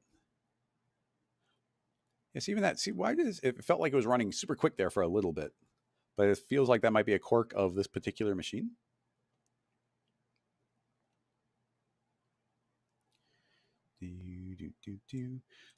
Phil is asking, why didn't we just use an age condition? I'm assuming you mean when I made this kill, the kill could have lived directly in that same collided group, so we didn't need to switch it from one group to another. But keep in mind that this group is constantly resetting the age to 0, 0, 0, 0, 0, 0. So every single frame is being set back to 0, meaning it never ages. So I had to have it leave the group in order for the kill to actually get applied when I wanted it to. That's why I did that. But keep in mind, there's going to be a lot of different ways of layering these things up, because like I can think, there's going to be dozens of ways of thinking of it, because right now, all those particles as they're flying through the air, they're probably like 5, 6, 7, 8, 10 frames old. So I could make a condition here saying, if they're over the age of 5, reset their age. And now I'd be able to have them live for 5 frames before they get reset back down again. And therefore I wouldn't have had to switch the group. I could have had them die at the age of 1. They're never the age of 1 when colliding. So, that would be an alternative, but I don't know if that one's faster than the other. Let's see. Questions. Miguel's asking Vertex map questions. Is it possible to upres a Vertex map somehow without subdividing the mesh? No, it needs to be like a Vertex map. I mean, even it's right there in the name. The vertex map means it's taking the vertexes or the points and it's applying a map to them. The map is every point now has the ability to store a value from 0 to 100%. If the point doesn't exist, the data doesn't exist for it to be stored. So the extra, putting the extra mesh on there is absolutely necessary. Now, obviously, they're not the crazy fastest things to calculate. Keep in mind that we could make a duplicate where we'd have a low poly landscape to do the collisions and then a higher res one in order to do the vertex map. But yeah, you need all of those points in order to actually do the calculations. I mean, now you could fake it, but even the faking would require another vertex map. So just as a for instance, let's see, we'll do in a new file. If I make a plane, and yeah, so we'll even do that. So right click, other vertex map, and we'll just make I'll make a cylinder shape with 0% fall off. So it's kind of like I'm intersecting a cylinder here. So yeah, 0 fall off. So you can see that I'll make it bigger so you can kind of see something. You see that, this point is 100%, that's 0%. And that's just the shape we get. In fact, it's still not enough resolution for the demo I want to do. So now you can see we vaguely have a cylinder shape. So what we could do is make a second shape. This one's got nothing to do with that cylinder anymore. And I'll say, okay, this one's got like way more points. So now this vertex map will get a new name. And in the field, it's going to reference the original vertex map. And now you can see that regardless of what the original one was doing, I've now up-resed it here to have a lot more information. So we can do all sorts of quicker calculations on a low-res one and then get our final map on a higher-res one. Now, of course, we've lost all that detail because we're translating a really low-res thing onto a high-res one. But you have additional options there depending on what you're doing in our vertex map. And keep in mind, this would be a slower thing to calculate, but we can say average the points out. If we make our radius large enough, then we're going to kind of blur them together and we're going to get a smoother looking shape. And then we bring in something like a curve and I can start remapping this with really high contrast. And now you see I've kind of done the Photoshop trick where you kind of blur and then increase the contrast. But you can now see that I've kind of faked the low resolution one to look higher resolution on a different object. So we can up-res, and we can even do that blurring trick to fake an increase of resolution. But in reality, keep in mind that it is all just based on whatever the original one is doing. If we move around the original one, you see this slightly like kind of blobby movement where it's kind of like a little blob scooting along. It's not a perfect oval, and that's just that the resolution of the low res one getting transferred to the upper one. But anyway, your secondary question was, without subdividing mesh, is it possible to transfer a vertex map on to another object? Yeah, I guess I didn't read the second part of your question, but yeah, there you go. We've now transferred the vertex map onto a completely separate object via just dragging it into our dragging it into the field directly. Although it's worth mentioning that there is now a new option. It's not going to be it's essentially the same thing, but it's worth mentioning. I'll make a brand new vertex map. So we still got the original, this original low resolution one. And now, and actually it's kind of cool because these don't have to be in the same position to show it. So I'll scoot this one off to the side. So now we've got that one. And now I'm going to say brand new vertex map. And what we've typically been doing is we're transferring using fields. And so we'd have to drag in the vertex map as a field. And then, and even here, it's trying to link to the nearest point, etc. We could say index, but that's not going to work. So now there's a different mode we can do. I'm going to hit undo. And now it's not linked in there. So you make a brand new vertex map and you're here. And I can say instead of transferring it via fields, the new setting is we can do a property transfer. So I click on that. And now you see we get a property transfer tab, completely different from a field. Now it wants a source tag. And I'm going to say, well, here's my source tag. And now you can see it's transferred it from one object to the other, and it actually has a transform space. So we can transform it, meaning like flipping it, and we can have the space. So it's local. So it's looking at the relative position of the points on the plane and the relative position of the points on this other plane. So it's actually able to transfer it from one object to another in an unrelated area. But you will see that we are lacking a lot of those settings that we had where I blurred it and transferred the information. But this is now transferring the information from one to the other in a very direct way. And the only things you can change are your evaluation method. So we could change this to like nearest surface, the nearest point. I mean, a bunch of these. I mean, yeah, that one's a very direct transfer. And then there's the new mode that they added a version ago, which is the nearest polygon with data break. And that's going to give you like the best transfer. Essentially, as far as I'm concerned, always use nearest polygon with data breaks, unless you want to do something like this nearest point where you get that like really hard edge. But yeah, that's a new mode. I mean, we don't question doesn't call for it, but that property transfer thing applies to a lot of things in cinema now, like normal maps, the vertex maps, color maps, but also things like UVs. You can parametrically transfer UVs from one object to another one. Transfer UVs from a really high poly object that's messy from like a photo scan onto the low poly version, and it'll actually transfer them the best it possibly can. And it's actually really good. Let's see. Mudan. Ryan. Diane. No, maybe it's Mudayan. How can I make a cloner on a variable opacity of a material texture? Make a simple material. The opacity of the material is changing based on the texture. Is there a way to put a cloner on? Let me see if I can read that again. How do I make a cloner based on the opacity of a material texture? Make a material, the opacity of the material is changing based on the texture. Is there a way to... I'm not entirely sure what you mean there. Inside of a new file, let's make it as simple as possible. Make a what's a good way of demonstrating? I'll make a plane and we'll make a material. Again, it doesn't respect the redshift material, so I'm going to go to standard, make a material, go back to redshift. Okay, so in this material, I will make a gradient and we'll apply that material onto the plane. And actually, it's usually a good idea to change our projection. So I'm going to say like a flat projection. We can go to our texture mode, scale that up. And honestly, I want to lay that flat. Okay, so now we've got this gradient and it's being mapped onto this object. Now we can make cloners kind of respect any channel. You mentioned opacity, but we don't have to be specifically in opacity. It can be in anything.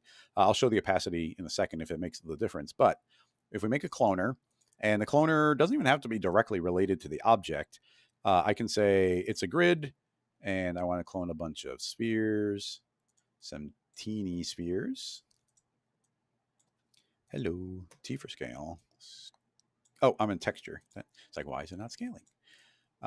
Scale these way down, and we'll say per step, I will say endpoint, and I want there to be like 30 by 30.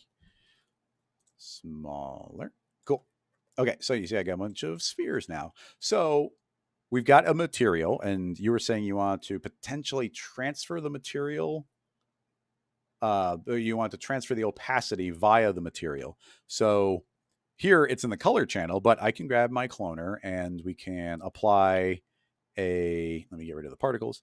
I can apply a plane effector. I almost always use plane effector. So we'll make a plane effector and I'll say, hey, I don't want to affect the position, but I do want to affect the color.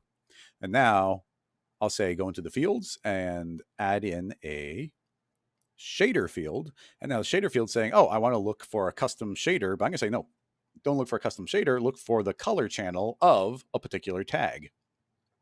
So it's going to take on that tag. It's going to look at the projection mapping, etc. And it's now applying it through here.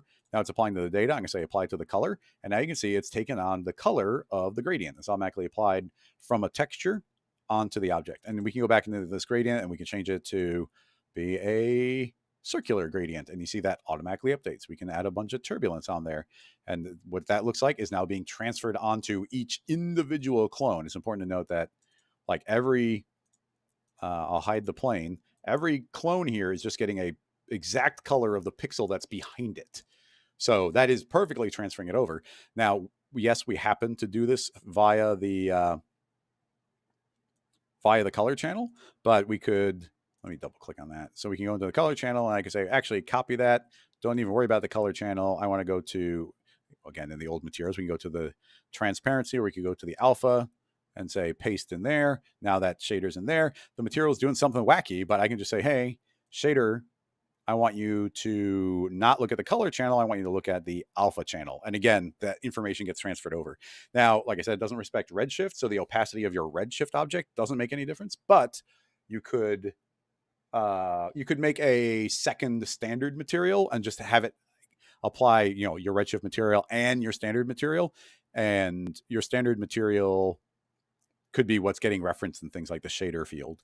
And if you didn't want it to actually show up in your object, something that's cool is you can just type in anything you want here. I usually just type in an X. And now if I go to my original object, you'll see that the material is not applied because I said, hey, only apply to the X selection. But the cloner doesn't care about those selections. It's just like, oh, I'm just sampling it as if I were there. So it still gets applied even though it's not affecting the object. So anything you can keep in mind. So yeah, unless you add more clarity to the question, that's kind of what I understood it from you to be. Let's see. Phil is going back to the particle one, but is switching groups one of the situations where you're transferring the data back to the CPU and slowing down the sim? I don't know if and when that happens. And during my month-long time learning all the new particle stuff, I was running on my tower, and my tower wasn't able to handle the GPU. It just wasn't working. So I had mine on CPU the whole time. And when you're on CPU, it's always doing that transfer back and forth. So you take a massive speed hit. So I kind of don't know. I have no instinct right now for what will slow it down via sending it to the simulation engine and then coming back into cinema. For anybody who doesn't know, and this is just my understanding, I could be wrong. But I think that the simulation engine is kind of like this little separate application that's running in the background. Made by Maxon. And when you do a particle simulation, it's sending all the information to this very streamlined particle engine. It's doing all the simulation there, and then it's only sending back the data that it absolutely needs to your viewport. So essentially, you're getting the absolute fastest feedback. But when you start interacting with the particles in certain ways, and I don't know what those ways are, maybe like putting a tracer on there, it's suddenly like, oh, you want the particle to be real? Okay, it needs to do a more heavy data transfer from one system back to the other one. So these switching groups. I don't know if switching groups is something that actually has to send a refresh over to the other engine. It might. Let's see. Do we have any other open-ended questions? Actually, time is flying, so we've only got like 15 minutes left. We spent a lot of time on that speed thing, but I did really like that that particle color thing. Like essentially, we when I say we, I mean me, learned like a new thing about particles by being able to extract color information. Yeah, being able to create these particles transferring, like, that was really neat. Not something I had specifically known.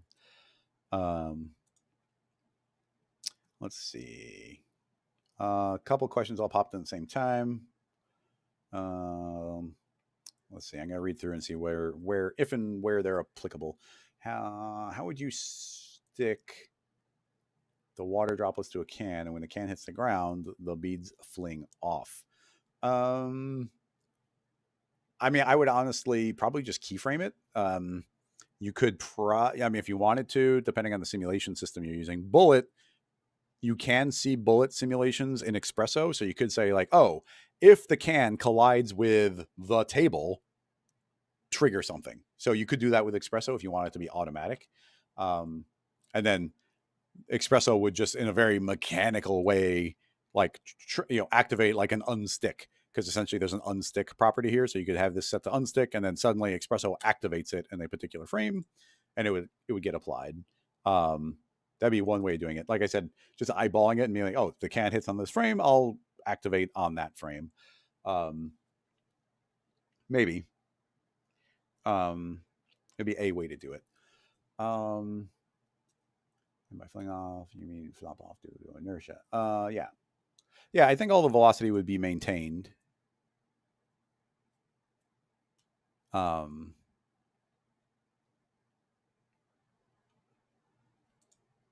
Yeah, I think the velocity would be maintained.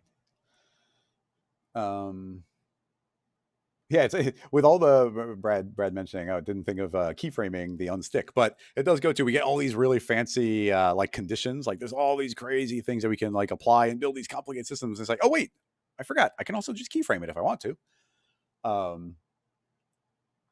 Yeah, the relative momentum is the trick, but I think when you unstick something, it is inherently maintaining the momentum. And here, just to show you the proof, this should be pretty straightforward. I'll make a sphere.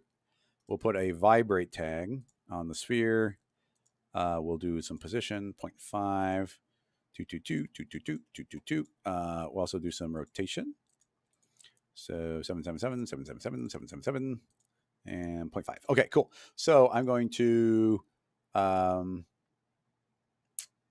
do I want to do it? I will make a mesh emitter.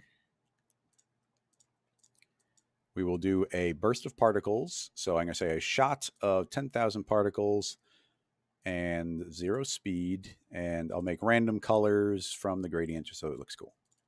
And then let's show these. So right now we should just get a burst of particles for a single frame. So now I'm going to say, okay, I want those to be stuck. I'm going to stick those particles. And actually, this would be constant. I think this is saying every single frame, stick it again, keep on sticking it. Oh, and we also have to make this a collider. Collider. All of these, you need have them interact with usually a collider tag. So this would be saying every single frame, like, stick to it, stick to it, stick to it. So instead, I think we probably need a condition that says, when your age is, let's say, equals 0, stick to it. Now, what's interesting is particles, I think they have an inherent property of like, is it stuck or is it not stuck? So all this is doing is it's not constantly saying, oh, you're stuck. It's just saying, hey, you become stuck and you're stuck to that object. So just by applying this, a single frame, deselect that, just by having a single frame, and it's spinning crazy fast, 0.1. By having these stuck, even on a single frame, you see they're staying stuck forever. So then what we can do is say, give it another condition. So we'll make a new condition. And this time we'll say, when your age equals 90 frames, we make another stick. But this time we say you're not sticking, you're unsticking. So now I'm always worried about stuff not catching on exactly the frame, but let's just see. So after we hit 90 frames, actually what I was worried would happen did happen, which is I don't think it equals that frame for like long enough for it to like fully acknowledge. So I usually say if it's greater than or equals. So let's see if that does it. So now after 90 frames, boom, you see that it suddenly let go of the particles, and look how all those particles moved away. The particles are maintaining their velocity. So yeah, the instant you say to unstick, those are going to maintain all their information. And that's the way it was spinning and flinging in that particular thing. So yeah, pretty neat, pretty straightforward. I mean, actually, yeah, it's just for fun. Let's say that this is get rid of the rotation, and let's just say it's shaking vigorously up and down, kind of like the can was. So shake, shake, shake, shake, shake, shake. So now, that's kind of weird. Why? Oh, it's moving so quick that maybe the stick doesn't have time to trigger on it right away. Just a little weird. Honestly, I mean, I'm fine with that. Like we'll just ignore. Although, see those getting left behind. Oh, maybe it was missing both of them. But yeah, you see on a particular frame, whatever the movement was in the frame it let go, that's where they fell. But I'm going to say the condition here, I'm going to lower the chance. I don't do this too often, but right now it's saying if it's greater than or equal, there's a 100% chance it lets go. But I'm going to say, hey, there's a 10% chance you let go. So now it's going to be shaking particles off over time. So now as you see it keeps shaking, it's like, oh, it lets some go. And you see it's flinging them off all based on the relative speed that they were doing at the frame that they actually did let go. So yeah, I think that would automatically work.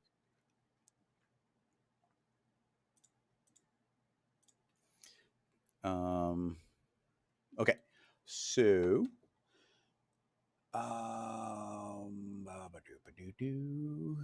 switching group. What is a neat way to control clones of a nested cloner setup? A cloner inside of a cloner using a connect and a fracture. I always get a little bit lost when you do a cloner on a cloner because the behaviors can be a little bit strange. I would need a more specific example of like how and why you would want to do that. Known one linked to a Behance animation, and let's see what we got. That's interesting. Behance is making me sign in, which is fine. I think it's just an Adobe account, right?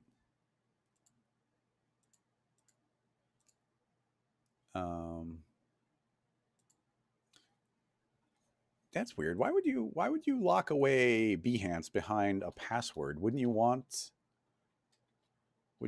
everybody to be able to see it?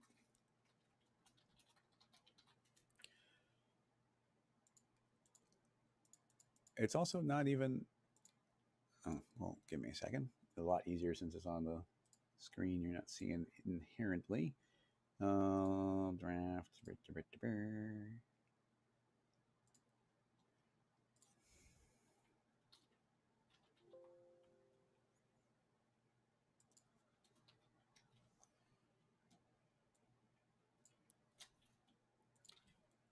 Try and sign in. Yeah, that worked. Okay, click your link again. I'll switch the screen over as soon as I know what you're talking about. I would love to learn how to do this cloner reveal animation. Okay, so let's see what we got. I will switch this to traditional computer. And I'm assuming you mean this animation. Well, first of all, client. The client was Adobe. Direction animation. Sebastian Marek. Let's hit go.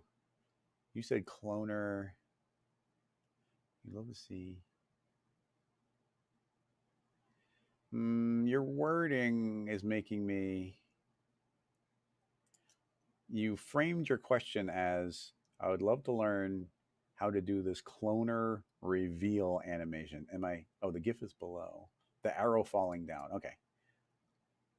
Oh, okay. This part. Okay.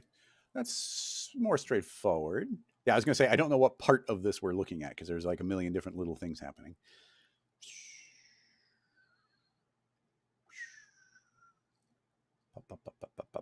There's a lot of little layered up things happening, but I feel like the overall thing we can probably handle. Switching back here.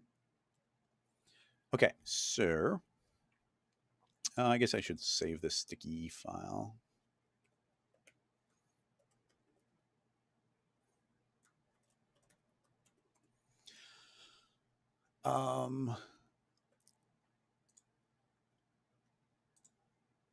So yeah, it's just we just have a reveal. The shape is relatively straightforward. Yeah, and it is cropped. It's important to note, but we'll make it a little different just because it's always fun to make things a little bit different.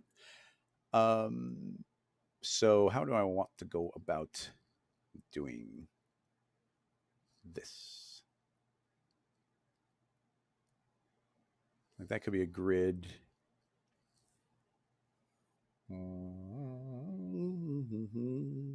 Well, if I make it a circle, it's gonna take a lot longer to build. Now that I think about it, and we could do it. This could be interesting. Maybe there's some silly additional bits, but I do want to just to make it different and give ourselves a challenge. I'll subdivide this 50 by 50. And then I want it to look like a circle. So I'm thinking, why don't we just deform this? So we should be able to make a MoGraph polyFX, drop that inside. And now I'm going to feed in a plane effector. And the plane effector is going to make all this stuff move. I'm going to say I don't want to move it. I want it to scale in a uniform absolute way to -1. Everything should disappear. And I'm going to say, well, I don't want it to be everywhere. So under the field, I can make something like a spherical field and give it no fall off and make that as big as I want. I want as much as I can get and still be a circle. And then we just say invert, which we can go to remapping, say invert. So now I get a circle. Now, technically, that's probably exploded this entire object apart into a bunch of different pieces. So I could re-weld it by putting a connect. So there you go. Now, a parametric way of me getting any shape I wanted using polyFX. So each of these become a surface point for us to do something with. What's cool is this parametric. So I just realized that probably run a little bit bigger, a little bit better if I drop a resolution, automatically updates. All the more reason to keep things parametric. So I need to know what the polygon size is there. So I'm going to make it editable. Select a single polygon, go to the coordinates, actually go down here. And now I can see that the size is this very awkward number. So why don't we again, if I go to 40, it should be exactly 10. Okay, so now I know each one of those is 10. The reason I wanted to know that is now it should be really simple to make a cloner with a cube, make it 10. Copy. Cloner, clone onto an object. The object will be that connect. I always like dropping things in the order of operations. Some things in Cinema, it does matter if something calculates before the other one. So that happened first, so this will happen second. I want to clone onto the center of every single polygon. And now you can see I've got a cute little cube on the center of each one of those. I can grab my cube, round it off, drop the size down, put a small, very small rounding on there just so that they can distinguish. Yeah, we'll put 2 just to make it look a little bit better. 0.4. Okay, cool. And then I'm going to grab my Fong tag. Do you see the Fong looks a little bit visually annoying here where there's like a little bit of a fall off? You kind of start getting the stripy effect.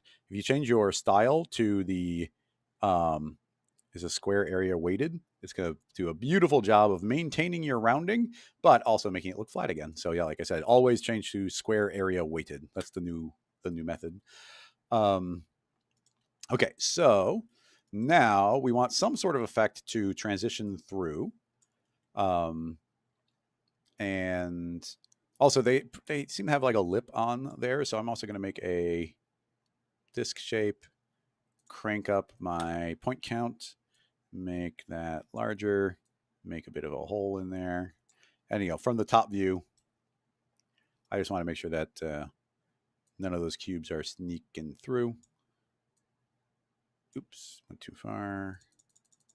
Just want to make that perfect. So we're hiding those, the cubes that aren't really contributing. I could push it a little bit further, but let's just say that that's good. And the other thing is rendered almost like infinite from one direction. So I'm going to pull that up a little bit extra. And let's just keep in mind that our final viewing angle would be something like this. So, and I'm probably being a little bit too precious with it. Okay, so I'll make another duplicate of this disk, and we'll put no hole in it. And this one, I'm going to move it slightly below the layer of those cubes. Maybe I'd want to move it all the way to the bottom of the cubes. Cool. Now, the original reference, I'm just going to call it ref and then say don't render. And now we got these cubes and we need some sort of shape to travel through and reveal. Before I had that cool kind of L shape. This can be anything we want it to be. But honestly, the way they did it, it looks like even as it's spinning, that's not affecting the shape. Yeah, so they just made whatever the shape is. So I'm trying to think of what shape I want it to be. I mean, honestly, that squarish shape seems like a good idea.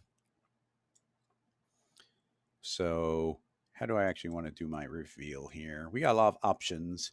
We could just make some sort of fieldy type fall off.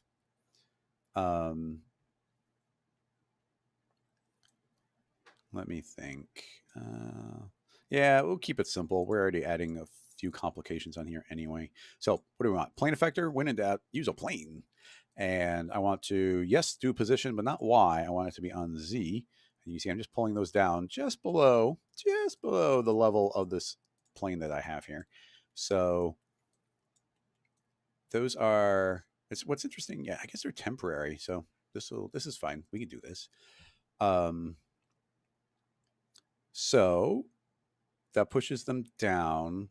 Honestly, I'm starting to think I want to push them up. So I'm going to say that instead, those are going to push up 10. And then I'm going to grab my other rings and scoot them up the appropriate amount. Yeah, we'll do that. And do that. So I'm kind of just sandwiching them in there. So essentially, these are already pushed up. And the reason I'm doing that is so now I can go into my field and make some sort of fall off. It can be anything, but I'll just make a simple box shape because the box shape in the plane, I don't want to affect the color. So I'll say off. And currently it's pushing things up. You see it kind of doing this little crossfadey thing, which is interesting. It kind of fades in, but you can see that they're not showing up at all until they're just kind of magically passing up through the ground. And I think they probably do slowly. Yeah, they're definitely moving up extra. So I want that fade out, but I want it to be pretty big. So T for scale. I'm gonna make it really big. Well, I guess their shape was more of a stripey. Yeah, okay. I'm not gonna do a box field. I'm going to make a spline. And that could kind of be anything. I kind of want to see how wacky can we get. We'll go too wacky, but we'll make a star shape. And we'll lay it flat on the ground, give it 5 points. Move it up in the air just so we can see. I know it's really hard to see that, but yeah, there's a star there.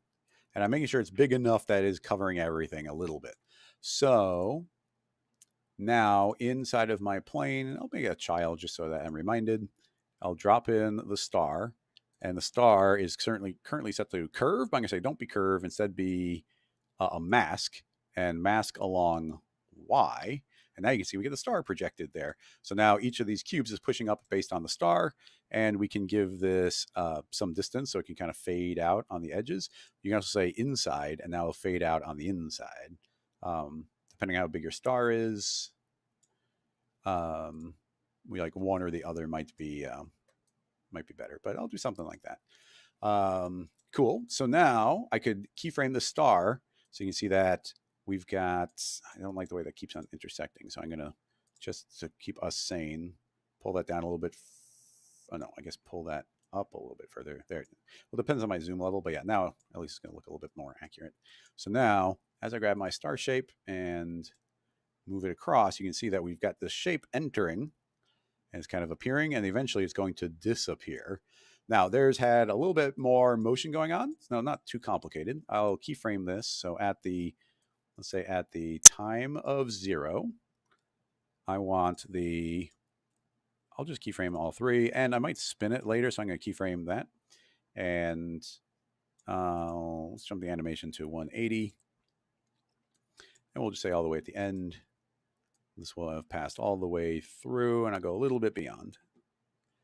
And keyframe it again. Boop. And boop. Cool. So that should be automatic now. Yeah, so that just passes right on over. Now, we got the plane effector, and it's being affected by the star, but I'm going to say I want a little extra something going on. So we'll put on a random field and say multiply. And now you see they look a little bit more random on there, which is cool. So now I'll also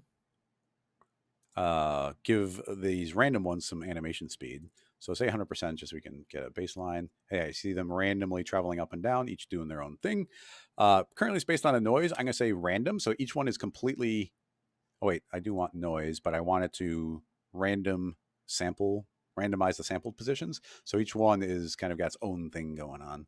And honestly, it's still a little bit slow, so let's go quicker. Yeah, so now you see them kind of wiggling, doing their thing.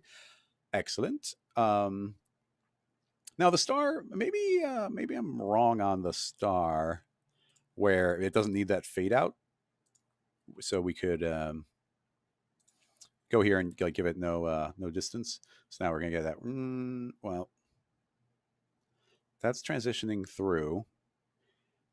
There's a couple things I did want to do. So maybe we can give it the radius, but I was thinking that we put a delay or maybe a decay on here. I'm gonna put the decay above the star. So now it's gonna take a little while for them to fade out.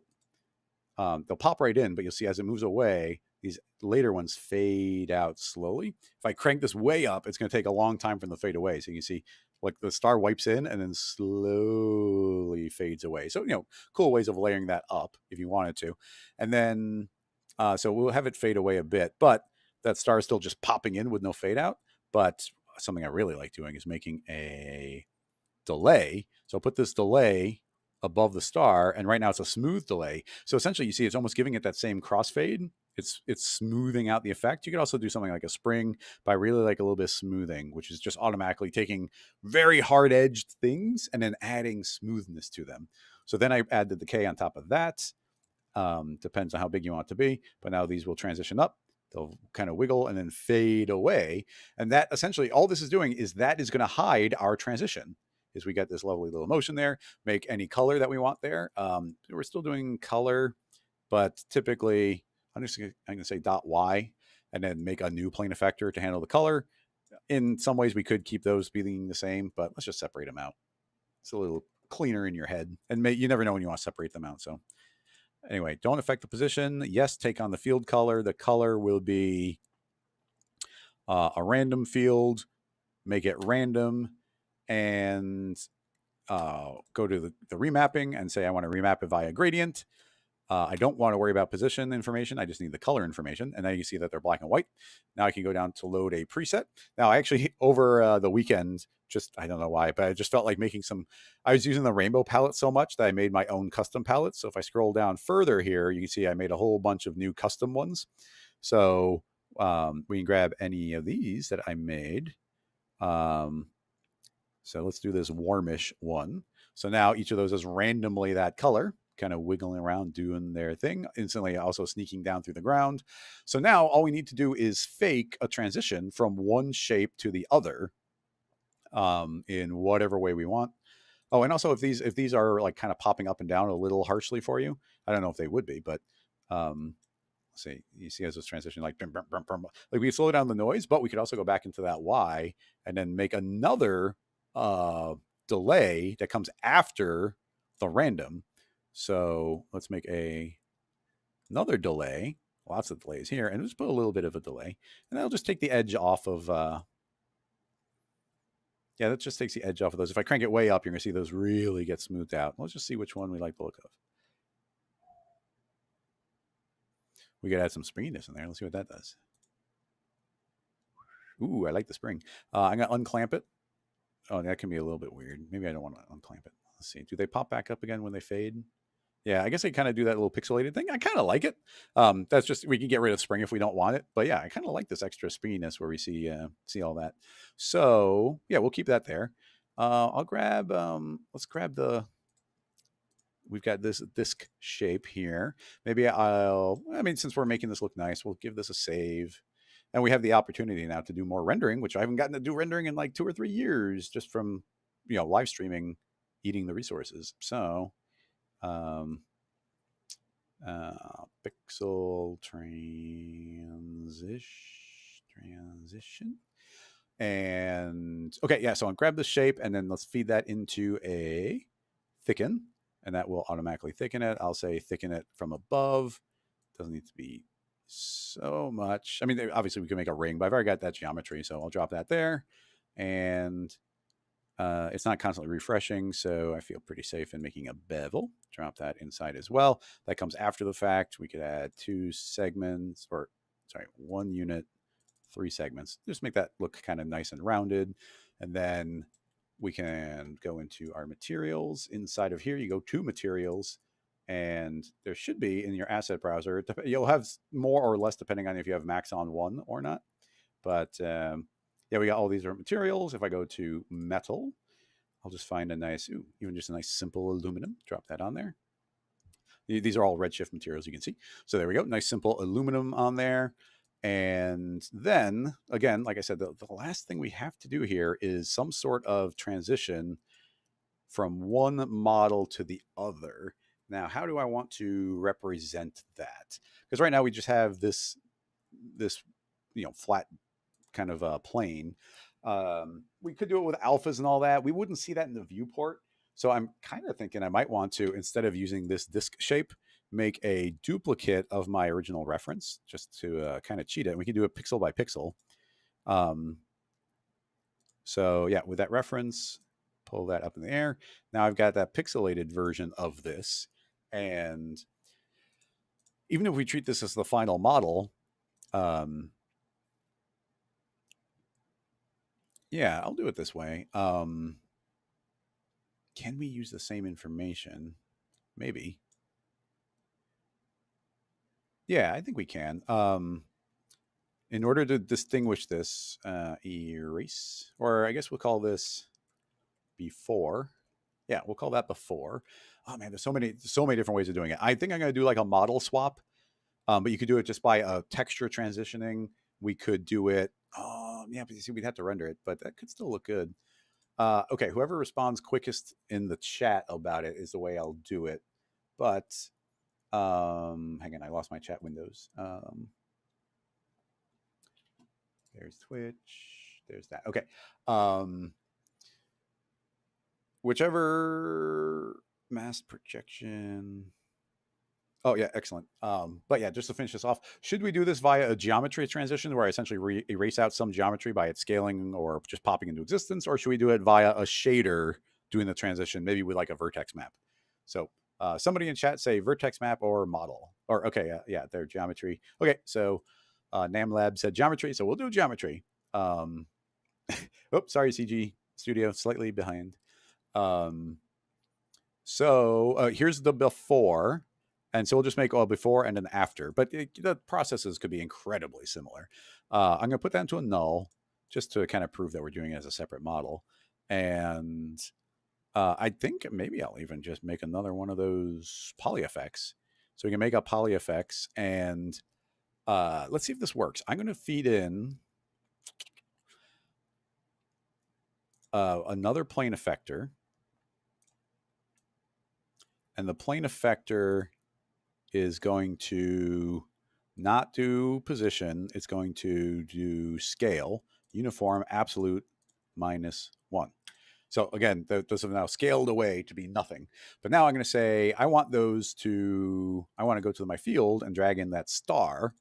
And now the star is saying to scale them away to nothing. And remember, the star has no transition anymore. So it's either on or off. So now you can see as I hit play, that the star, and the star is coming in as a curve, so we'll set it as a mask and set that to along Y and say 0 distance there. So now you can see as my shape comes in, it is just literally erasing out all of those pieces. So those get erased out, and then we get the new one in there. Now, we probably actually need to do a slower transition in there now I think about it, because it's going to happen instantly. We want it to be a little bit delayed, but I don't want to like make a duplicate of the object and offset keyframes and all that. So think we could say put another delay on here. And I'm going to say not too much of a delay. Actually, we'll leave it there at 50%. So yeah, at 50%, there'll be a bit of a delay. So now I actually do see them shrinking down. And actually, I think I want a longer one. So now we see them shrinking down slowly.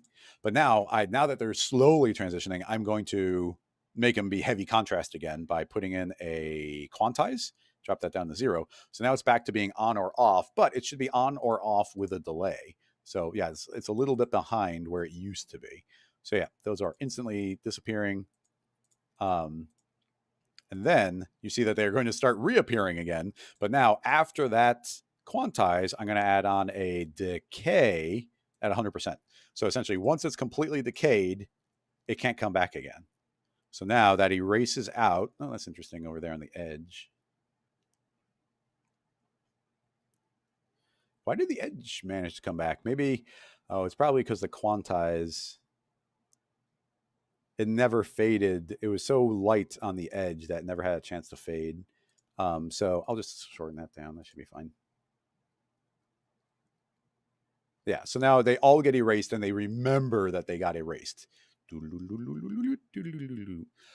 So if we just call this one the before, then now we can make a duplicate of it and we'll call this one the after. And technically I would like to link everything a little bit more dynamically, but copying that was pretty straightforward. And now just so you can see it, I'll make this one a different color. So let's say that one is purple. So I'm going to say I want the opposite to happen. So after all that crazy stuff has happened, I'm then going to say, but give me the opposite. So now you can see the transition happen. It's not as delayed as I wanted it to be. It might be okay, but no, the fact that we can see the pink on the front, on the bleeding edge, means it's not enough of a delay. And then this can get tricky because if I select both planes, you see that they gray out, even though well, they're not identical. Even if they were identical, I don't usually trust that transition. I was trying to do this really simple.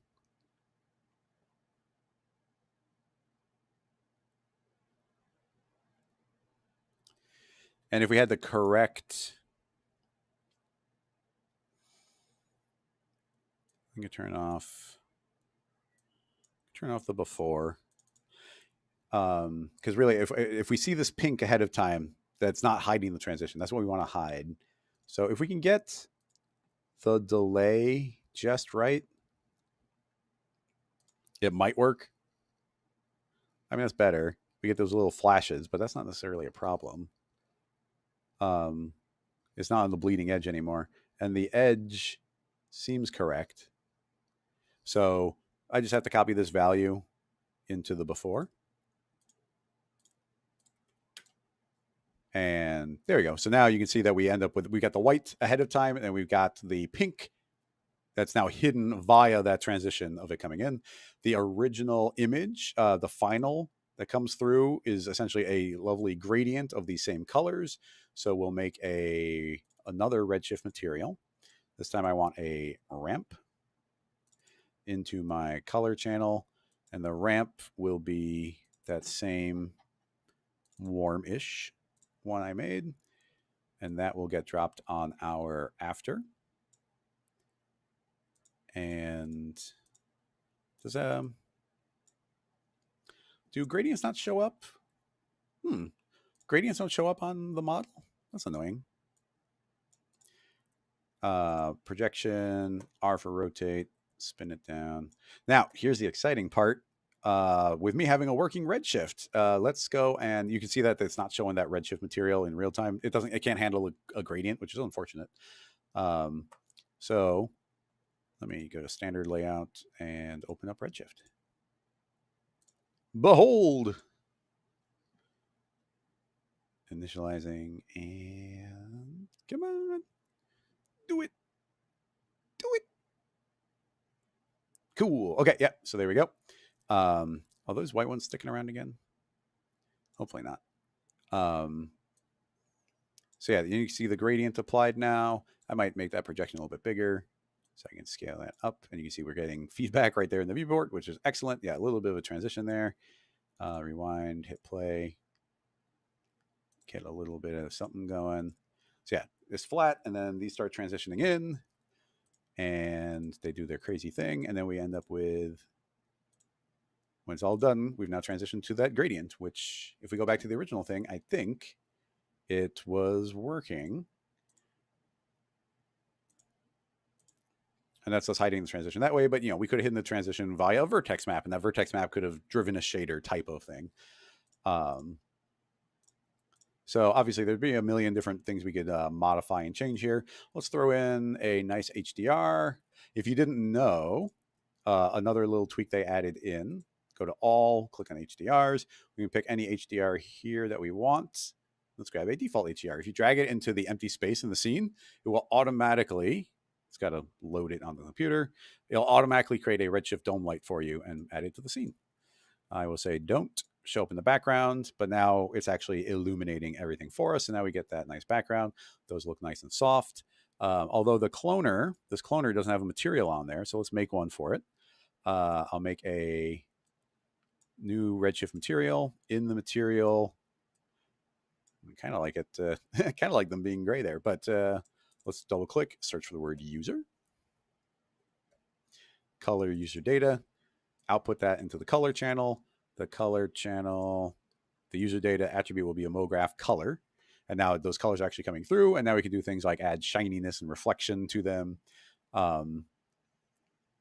So yeah, we'll keep the colors because why not? I want to make it a little more, let's blur those a little bit. And I think I'd like to round them out even more than I did. Yeah, make those nice and round. Let me think. I mean, is there anything else to do there? I mean, not really. I'm not sure about the AO question, but yeah, I think that's all we really need here. And then the way they rendered it was like this perfect top-down view. I'll just wing it via making a camera. And let's zero out our rotations, 90, negative 90, 0 on Z, 0, and zoom out. B, or let's go to our renderer and make it nice and square. And then redshift.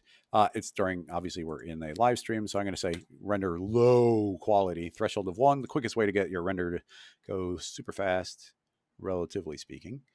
And let's open up again, see if there's any quick tweaks we can make.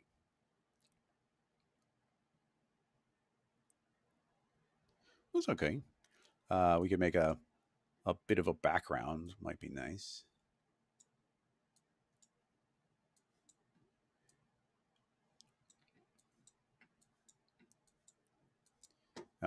Oh. What did I just do? Sorry, I got hit undo a bunch of times. I was scaling the cloner for some reason. Does that even make sense?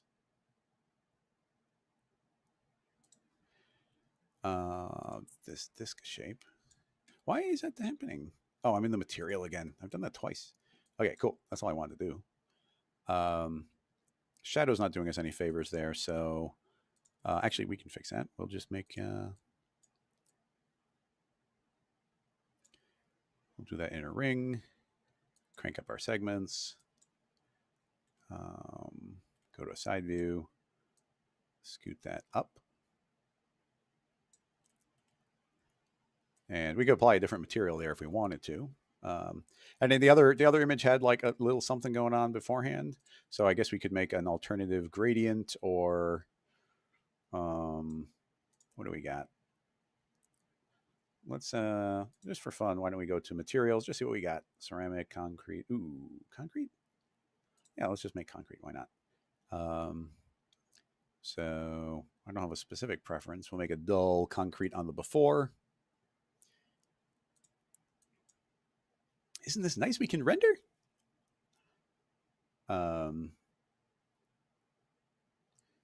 I should have. Well, maybe I don't know. I got such a habit going right now of not wanting to turn on and off my renderer that it's like I probably could have just kept it going. So yeah, these just kind of transition in.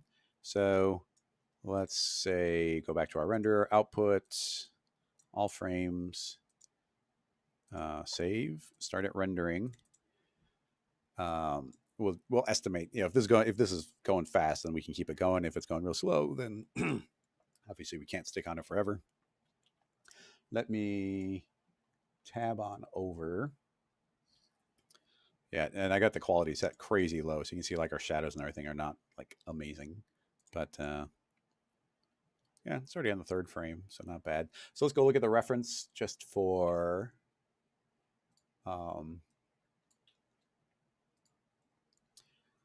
here's our reference. Oh, I can't zoom in. Oh wait, wrong keyboard. Now I can zoom in. So yeah, that's what we're going for. Kind of one material in one spot, and then that transition happens over it. And we'll see if we can get something kind of like that.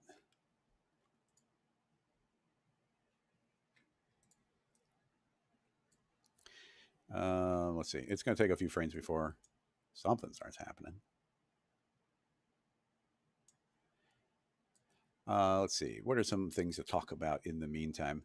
Did you know there's a couple of, they snuck in a couple of substance materials, which is pretty cool. I'm going to see if there's more of them. The other day, I've got a upcoming tutorial potentially using Slicer, and I wanted some cardboard. So I just searched for cardboard, and I found this cardboard. But here's the crazy cool thing. I'm going to right click and say reveal an asset browser. Oh, it's just living in this. No, it is substances. So there's a giant library of substances in here now. And what's cool about that, and I love substances because, you know, these are materials made from Substance Designer. If you drop it in, it's going to come in. It's like, if you click on it, it's like you're going to get the substance thing and you can do all your regular Redshift stuff. But if you click on the substance material, you get all these special parameters that have been promoted from it. So you can set the resolution, but it's like you can set a different random seed. So essentially you can get infinite, like different variations of cardboard from there. And they've got like wave amount and ripping and fold amount and different base colors, just a lot of different settings. So instead of having one cardboard, you have like an infinite number of tileable cardboards. And let's see what else they've got here. Acoustic foam, bead, rectangle, mesh, ginkgo leaf. Okay. Ooh, burnt metal. That's exciting. I like the look of that. Car paint, carbon fiber. I don't know if all of these will have like a lot of control. Ooh, a circuit board. What? Ooh, clay earthenware. That's intriguing. I might want to check that one out. Let's load up the clay earthenware. I just want to see if it's got parameters. Cloth, glossy marble. Oh, a linear bellow duct. That's hilarious. It looks like it's got really good displacement on it. That's those spiral tubes behind like a dryer. Liquid, natural painted wood, modeling clay. That's cool. A parametric modeling clay. That might be something that we want to use. Could be useful. Heavy Victorian handmade brick. Orange juice. Looks like we can make a lemon and or orange from that. Oxidized aluminum. I mean, a parametric metal. I'll load that in. Also, let's load in that clay. I want to see what, if those come in with settings, I want to see what kind of settings we get. But yeah, look at all these. A painted metal. Like I'm curious with this type of painted metal, if there is, you can probably hear the laptop revving up, poor thing. The spotted paint. What I hope, washed out wood. That one's crazy. Couple panels. The hope would be with this paint, let's click on it. And yeah, here you can already see some of those settings. Lock ratio. Yeah, the paint metal intensity. So my hope here would be, yeah, damage the paint. They could drag this into like different ratios. I don't want to change this while we're rendering, but that we could be like, oh, more metal, more paint. Here's the color of the paint. So like all those could be intriguing. The modeling clay, yeah, we got our base color. Set that to whatever you want. Fingerprint density, smoothness. I mean, not too many settings there, but the ones we need. aluminum. We got some nice layers there. We got dirt, oxidation layering, color the metal. Those are great. There's another clay. This one has more settings for like strokes and volume density. We'd have to play with the specifics, but I just, it goes to when you make this type of material. I actually made some substance materials back in the day. I made like a really fancy cloth one. I made like a crazy detailed wood one, but then the substance bridge, I don't know if it broke, but it didn't update. But then they updated it again recently, and now they're actually, it seems like they're super supporting it by adding in some materials. So it goes to, instead of making one clay, you make in Substance Designer the rules to make clay, and then you get infinite clay. I could just keep changing the seed, and every time I change that seed, we should get a completely different clay. So, pretty cool. Let's see. Phil, if you keyframe the damage of that damaged paint, would it look terrible or not? I bet it would actually look really good, because like I said, I've done a lot of Substance Designer, and that's just probably going to be like some sort of gradient. It's going to be some sort of like noise pattern with a gradient map applied. And as you increase the damage, it's probably just mapping the gradient differently. So it'd just be a smooth transition from one series of parameters to another. So I imagine you would get a pretty dang smooth transition on it. Let's see. Not quite halfway, but it's been about 6 minutes. Let me just look if there are more questions I can answer. Zach, thank you for answering the ambient occlusion question. Let's see. Twirls mentioned, or I forget how we used to pronounce your name, THRL, Thurl. But it looks like there might be more good ones from Polygon. Let's see, microfluities. Let's see. Generate hairs. Yeah, cool. Yeah, seems to be all kind of caught up. Let's just take a look at the way it looks so far. Oh yeah, that transition's pretty neat. And like that star pattern, like that could be literally anything. It's parametric, so we can feed any spline in there we want. I don't even see the transition. We can start seeing the end result popping up in the top. So yeah, going perfectly from one model to the other. And because we already had the model built, that's why I kind of said that we had an option of swapping it, because really that could be any model that we're feeding through. The lighting should be a little bit brighter. It'd be nice if we put like a highlight light here so that it was like highlighting the corners of the cubes. Like an HDR is a really nice place to start, but I don't think you want to end there. Also, the way I set this up, I think we could take that star and we could like spin it. So as it's going through, it could also be twirling around. So just an option.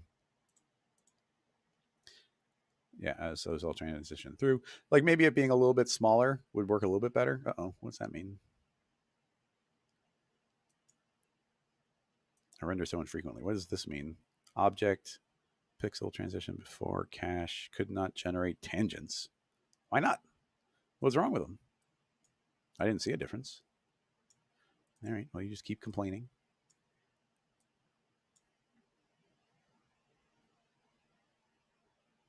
Yeah, this is a little shiny. We probably want to blur that.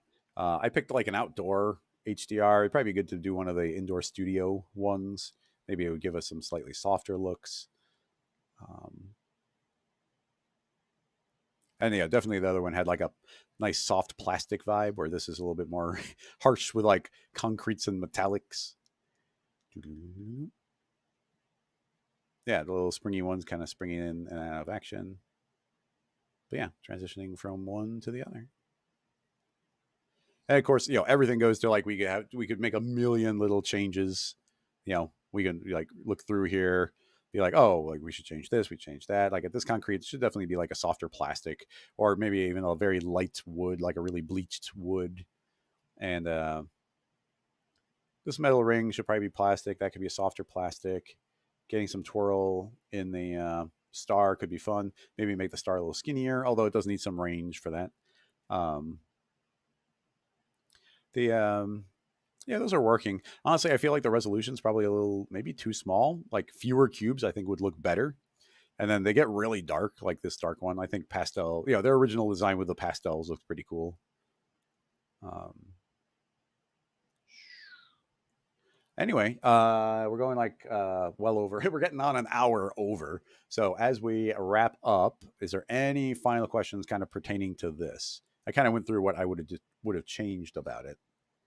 But by the way, I did. I was trying to render out the thumbnails for the episode because I designed that thumbnail like a while ago, actually. And I was like, oh well, I can just render a new thumbnail every new episode. But it was taking I think 29 minutes for that single still to render on my tower, and it rendered in like I forget. It rendered crazy fast on the laptop. It was like 45 seconds.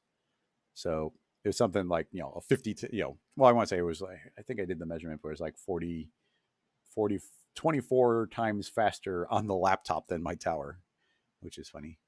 Yep, there we go. Complete. Now it kind of looks like some sort of like shoe polish or a can of paint from the top. We Yeah, simple little transition. Could be crazier, but it works. Yep, yep, yep, yep, yep.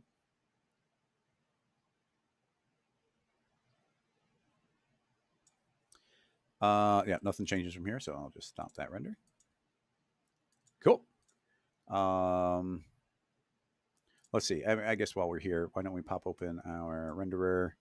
Just plop on one of these materials. Just see what we're getting. Back to all HDRs.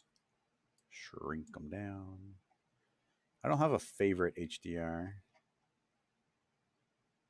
Let's grab a clean studio. Render.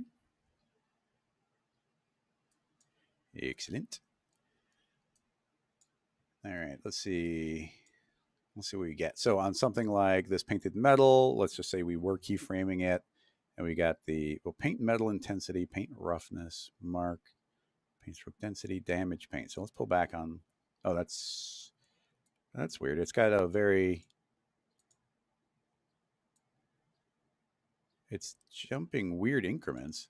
It jumps from 1 to 73 to 1. Why is it doing that? Let me see if I can actually type in a manual number. Okay, you can type in a manual number. Yeah, so that's 0.1. There's 0.2, 0.3. Yeah, you see them. It looks like they are kind of slowly like transitioning in. 0.7, 0.9. And if you go all the way to 1, yeah, it looks like it doesn't go fully to metal. I don't think we can go above. Oh, we can't go above. Okay, that's weird. The slider is not very accurate, but yeah, it looks like those transitions work well. But like I said, the real power of this. Let's apply this clay material, and yeah, we get these nice smudges. Let's try the earth material. Yeah, I dig the vibe on that one. Is you get something like this, we could crank up the resolution, um, which is obviously going to take longer to calculate. But we can go and change this to be a little bit more red, a little bit more saturated, kind of like a plasticine, kind of like a Sculpey maybe. And then just watch, like you can see what we got there. But if I hit a different random seed, it's going to be the same vibe, but a completely different layout. And they're all tileable. Like the way Substance works is every input that you're feeding it is tiling left and right, top and bottom. So essentially now we get infinite different versions of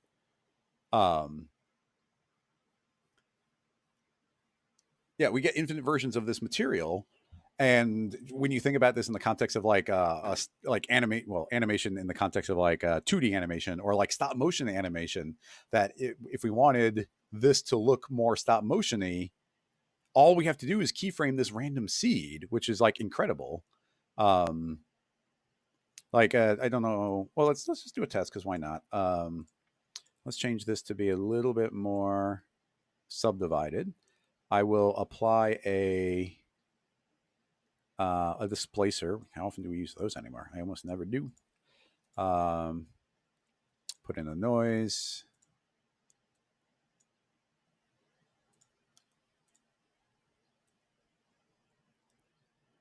Yeah, I just want to kind of have like a lumpy ball of clay. So I'm going to put the animation speed up so high that it's totally random. And then this earth clay is going to be totally random no matter what the seed is. The seeds are like infinite per step. So we'll keyframe that. Fast forward to the end. Just type in some huge number. So now I'll move into my render settings, redshift, advanced. I think this will go quick. So I'll say 0.2. And let's output all frames, but I'm only going to render 15 frames per second. So it's going to like kind of have a little bit more stop motion. You can also do like 12 frames a second, which is even more extreme. So all I did was we've got really fast noise here. So if I hit play, you see we get this guy wobble, wobble, wobble, wobble, wobble, and then we've got this clay with a keyframe. So like one little thing keyframed, and let's see. Also, maybe displacement would be good on that one. I don't know if it requires displacement. But yeah, you let these go. Yeah, I wonder if there's a displacement in that material. Bump. Oh, wait. Displacement gets plugged in here. Yeah, there is a displacement. Ooh. I'm not an expert in the displacement, but let's just see. Yeah, look at the stop motion. Like, this is intentionally low frame rate. So with all this kind of randomness, you can put that on top of other models and get like infinite variation. So that's where I get really intrigued by that type of thing. Let's try and just because I'm terrible at it, might as well do a little bit of practice.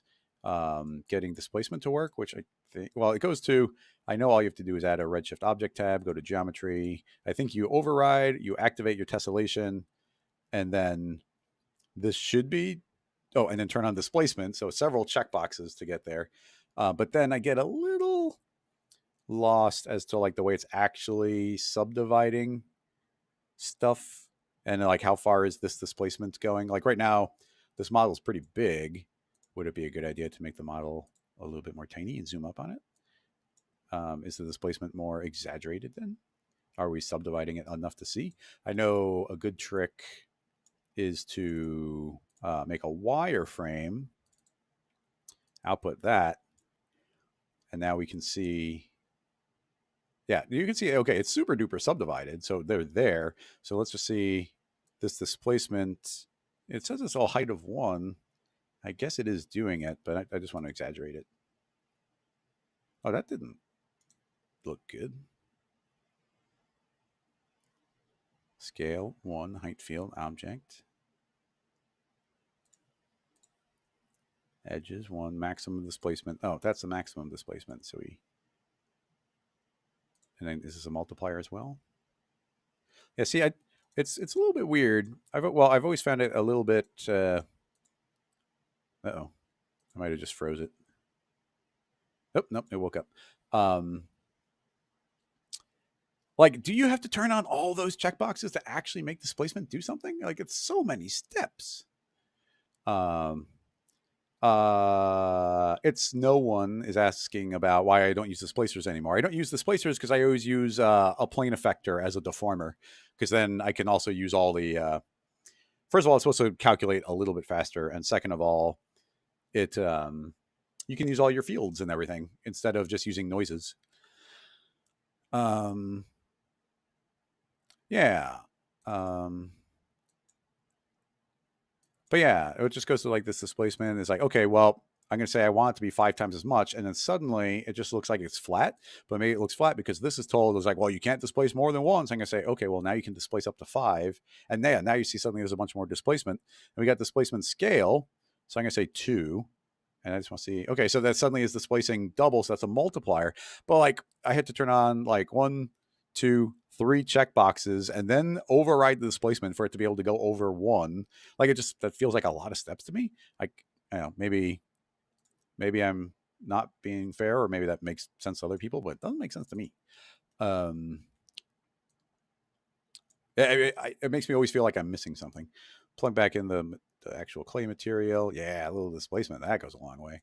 Turn back on my displacer to get the bigger, lumpier ones.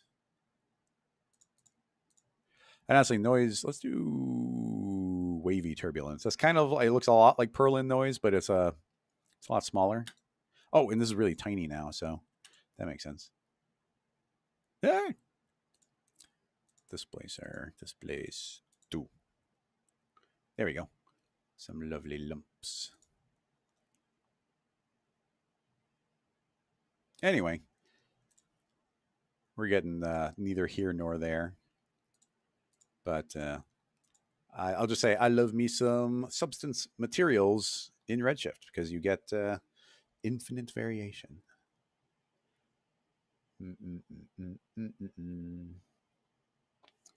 Maybe Zach's not around. Oh yeah, yeah. No, you did say in the object tag you have to raise the max displacement. But like, am I crazy that you have to? Yeah, changes -1 and 1, so it displaces in and out. But it just feels like there's a lot of steps to actually make something displace. Or even in the old cinema standard renderer, I think there was like one checkbox where you could say, oh, it's like sub poly displacement or not. Yeah, look at that, like stop motiony look. Hopefully the frame rate's coming through super clear for me, or as clear for you as it is me. But yeah, the stop motion look. And then, I mean, I guess we're being silly because we could have put that on, put this on like a figure or something. Yeah, that's not bad. Yeah, make them a little lumpy, make them a little subdivided, put on this clay material, and then do a whole stop motion animation on them.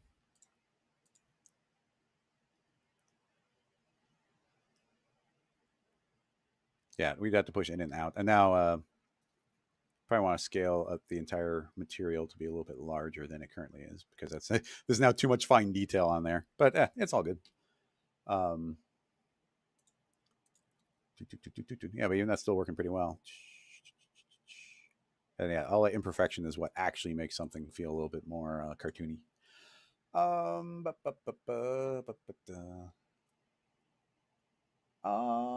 Yeah, I think we're almost fully an hour over, so I think it is officially wrap up time. Thank you so much, everybody, for coming and hanging out for episode 3. We'll be back again next week with Andy Needham, which is very exciting. I think. What, has Andy ever been a guest? I feel like he might have been, but if he did, like EJ, it was like 4 years since EJ was a guest, so maybe even longer for Andy. And we're gonna be talking particle stuff the whole time we were at NAB. Every time me and Andy had any time to ourselves, we were standing behind a computer just doing like different particle experiments. So looking forward to chatting with him. That should be exciting. Anything else to mention? Like I said, the plugin, there's other plugins we're working on, but that plugin's going into beta. So, hopefully it's not going to be too long until we get that coming out. And any other announcements? Nothing too big. So I think that will wrap it up. I think I properly linked the credits this time. So I'm going to go ahead and say thank you so much, everybody, for watching. And I'll see you next week. Bye-bye.